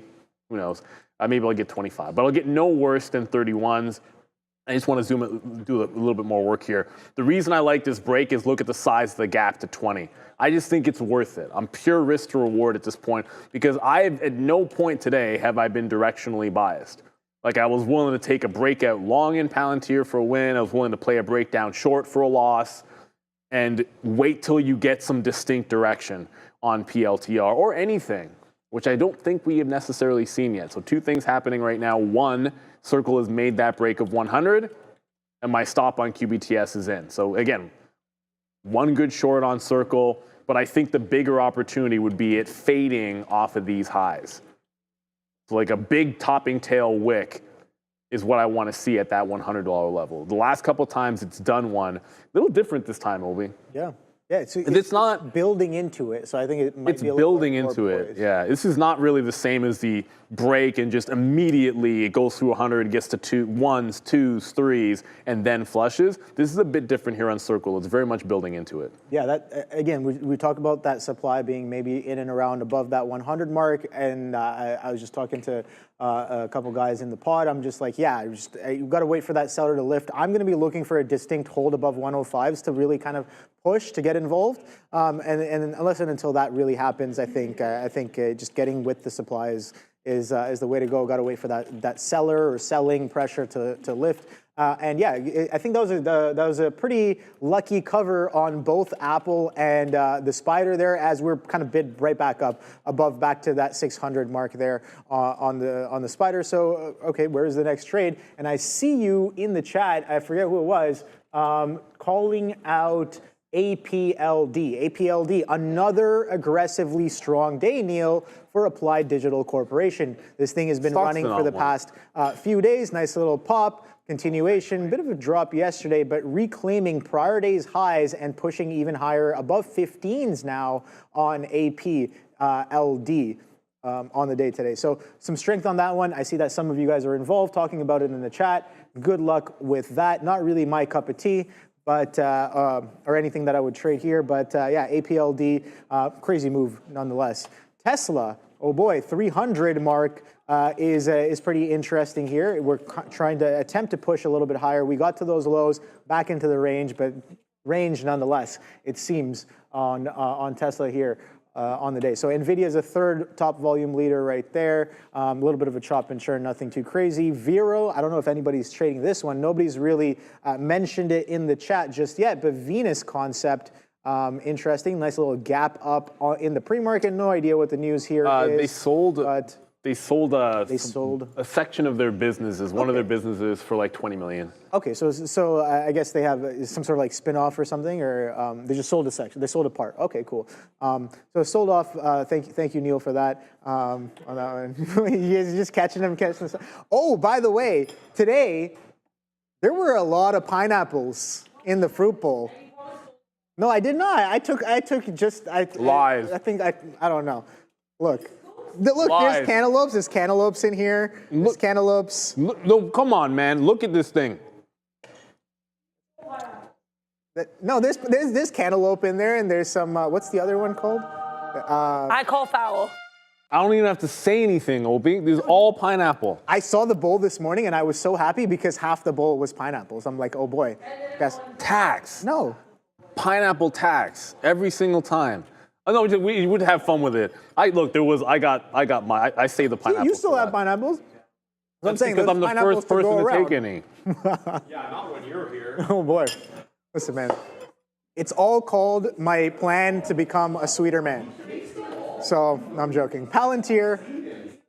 What do you mean? Look how fast that was. Okay. All right. Anyways, people talking about me being. You see Circle just now? Man. What did? 102s. Okay. It went to 102s, but yeah, it's not like the other times on Circle here. Yeah. It just doesn't. It just doesn't. It's just the last couple times. Look at the topping tail candle. It's built into it. It was not like the other time, but Circle does feel like it's trying to break down. I'm just trying to pick my spots, right? Like, you want to get that right entry in on the shorts, and it just doesn't feel like we're there yet for Circle. Like maybe if I, like there's no distinct enough upward trend that you're reverting it, and there's no obvious like resistance at this point. I mean, VWAP is holding. If you could be just playing the long off VWAP instead of shorting into it, like I've been trying to do 1 for 2. And just to go over, like Uber, I'd like us to break out above VWAP here on Uber. I'm playing inside this range here from 60 to 80. And then until we can break out, I don't want to be adding to this. I mean, I think you can average up on this if we start holding above the long weighted average price, and QBTS just broke. So Qubits, or let's not Qubits, it's D-Wave, just broke out the top. Just like with Palantir this morning, like I'm not holding a breakout trade all the way back into like 17.6. You know, I try to keep it to a relatively tight stop on these, so I don't want us losing the $18 level on this bad boy. And then remember, on the daily chart, you got 1850 up here. Can you see that on the 15-minute? Yeah, so this is the breakout. Look at that. This is the breakout to the top. Like I'm going to take this one. I might take this one twice. We'll go to Tesla in a quick second. I might take this twice, even if the first time fails, because as long as it holds on to like down here, 1775, I think it's pretty valid. And like you said, there's room on this thing to go. So always worth it to me to risk like 10, 15 pennies when to me your upside is absolutely gigantic here on QBTS. What was that about Tesla? As a Tesla breaking out. So we got a super chat there from, I just can just pull it up right here. Oh, wrong window. That is the chat right there. Okay, so let's see right here. Where is that super chat? So Brandon Harn coming in with a super chat here saying Tesla with a smiley face right there. Yeah, Tesla pushing through that 300 mark. Again, nice little bid on that market coming in and around an hour off the open there. Beautiful stuff. And nice little scalping as well. So good opportunities there. Let's see what's going on with Hedera. Here's the US dollar here on the daily chart. Still really weak here. Had that downtrend, of course, heading into, I guess, ending around April. We tried to bounce back mid-April. But really, we made that high here around 102 going back to mid-May, almost a month ago now, if you can believe that. We've just still had lower highs and lower lows since. DXY chart, not looking too exciting here. Lots of volatility there. Let's talk about these the CME Fed watch tool, because rates are going to be on watch once again here. Donald Trump calling for one of many times here for Fed Chair Powell to cut rates. He wants these rates gone. He believes that Powell is too late. There is Donald Trump himself now dancing to Hotline Bling. So yeah, this is, if you look at these rates here, though, I guess this CME Fed Watch tool, we're still expecting there to not be a rate cut for June. This is a 96.6% chance that meeting here is going to be 2 weeks from now. Then we've got the July 30th meeting, 82.6% chance of no cut as well. It's only in September where we still have just over half of participants expecting a 25 basis point cut. So again, we're likely to get a cut later, but in terms of the near term, we still don't have a lot of participants pricing in a cut other than Donald Trump. Back to you. Okay. Thank you very much. I just heard you say, oh, wow. Yeah, because I'm looking at Apple. I'm If like, he says, oh, wow, instead of, oh, boy, you know something's up. No, 'cause I'm just like, oh, wow. I might have, or Apple is working out a little bit there, right? So it's like, it's showing me that it may or may not be. I hear you, Sharif. Yeah, no, exactly. If it can load for me right here. Okay, there you go. Boom. So it's like continuation. Like, you know, look at this clean trend here. So, you know, when you see something like this, you're like, are you thinking that there is a buyer dominant or a seller dominant? Let me think about that for a second. The chart on the day here, right here. I'm thinking, Obi. Yeah, you just got to. It's not obvious. I don't think it's too obvious there. But again, sometimes, like I've said this before, the chart can speak in volumes. Yeah, exactly. So, yeah, I've said that. So I've used that one so many times. Come on, thank you very much. I'm here all day. All right, so 203.30s is the low right there, consolidation low. I'm getting a little, you know, I guess. Interested for a potential continuation, because if the market kind of starts to get a little bit weak there as well, that would be a little bit of a confluence with that Apple continuation. But again, it's 10:50 right now.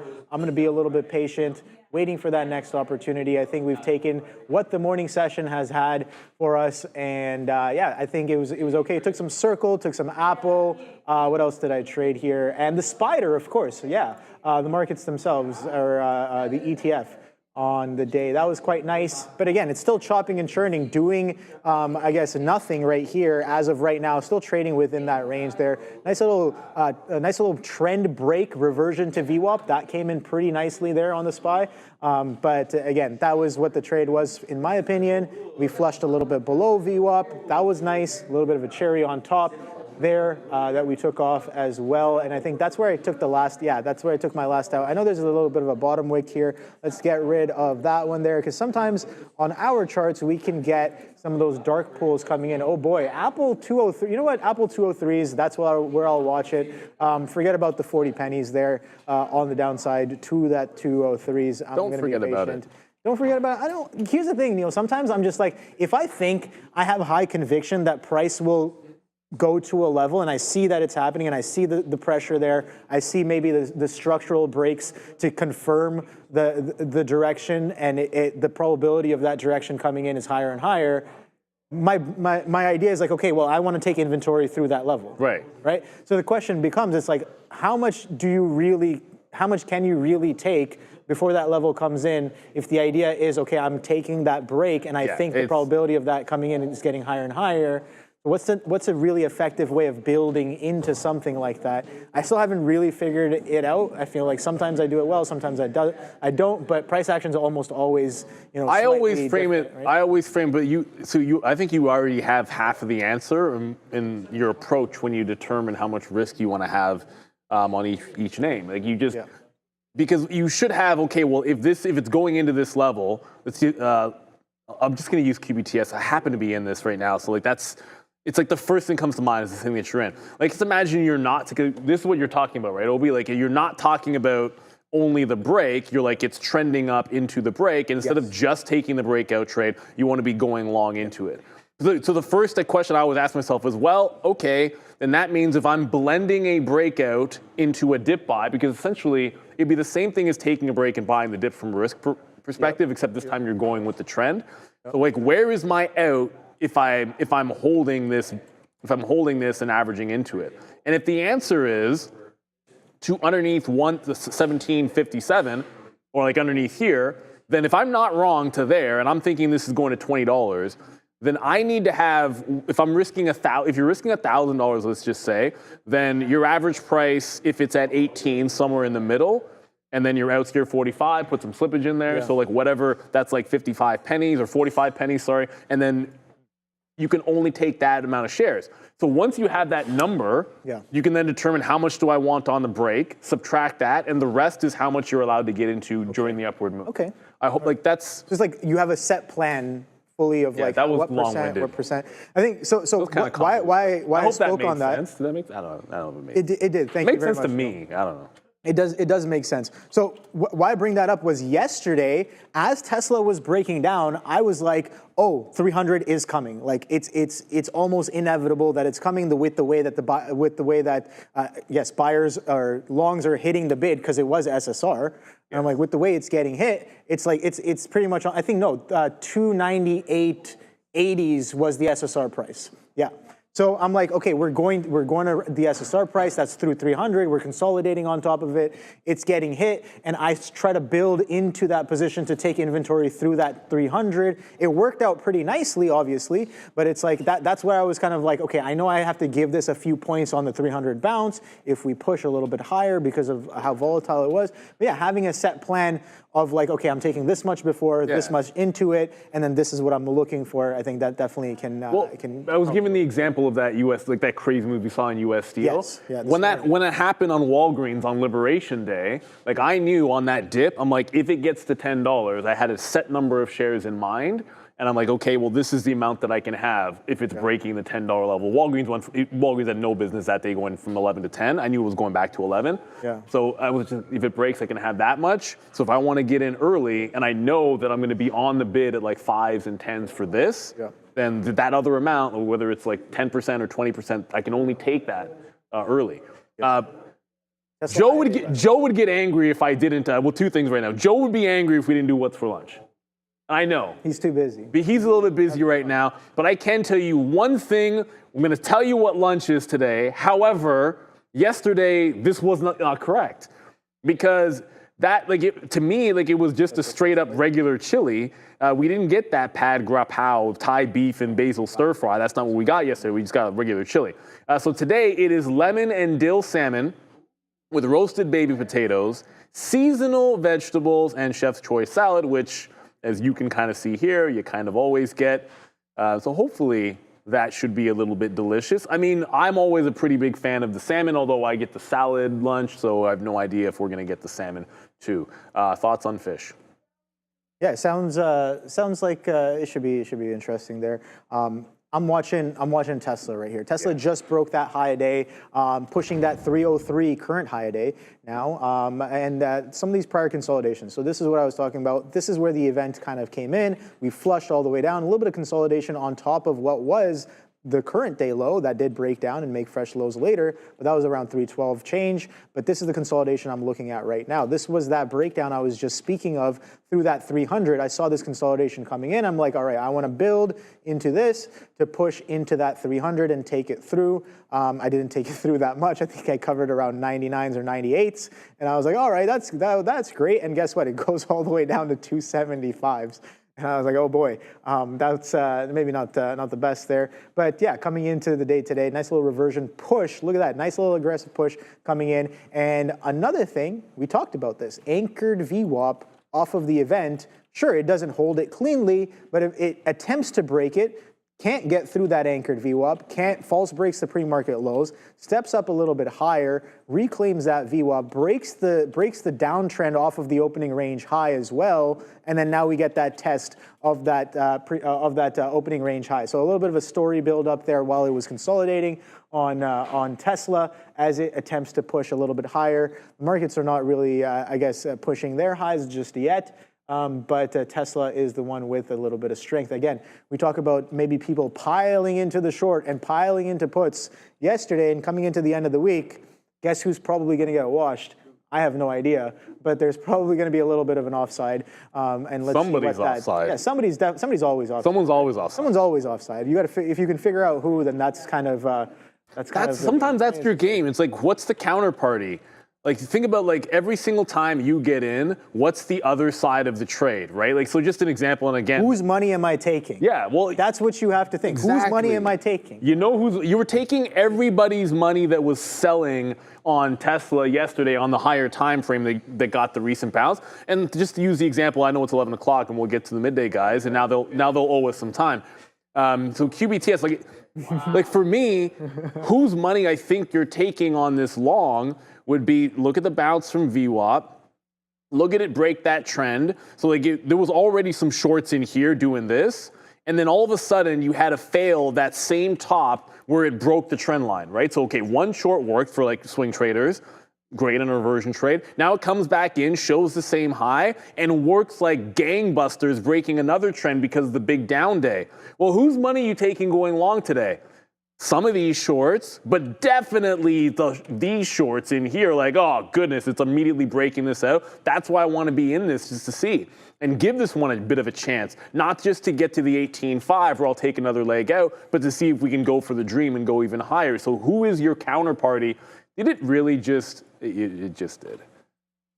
It literally went exactly to my offer, and I didn't get the fill. I was sitting right there. 47 is the high. I was on 47, didn't get filled. But yeah, QBTS going to the upside there. Circle making some power moves as well. We'll be back at 2 o'clock. Thank you, Obi, for filling in for Sean. But it is the Bash Brothers, Joey Options, Sharif. Go get them. See you guys. Boom, boom, boom, boom. Get them. Boom! What is that? Greetings and salutations, beautiful people. Welcome to the Midday Show. That's your boy, Joey Options. And I'm Sharif. And people are a little late today. Late. Weaseling on in. I'm hitting Tesla. Tesla. I'm hitting Tesla because it's up 7 1/5 now, Joseph. All right.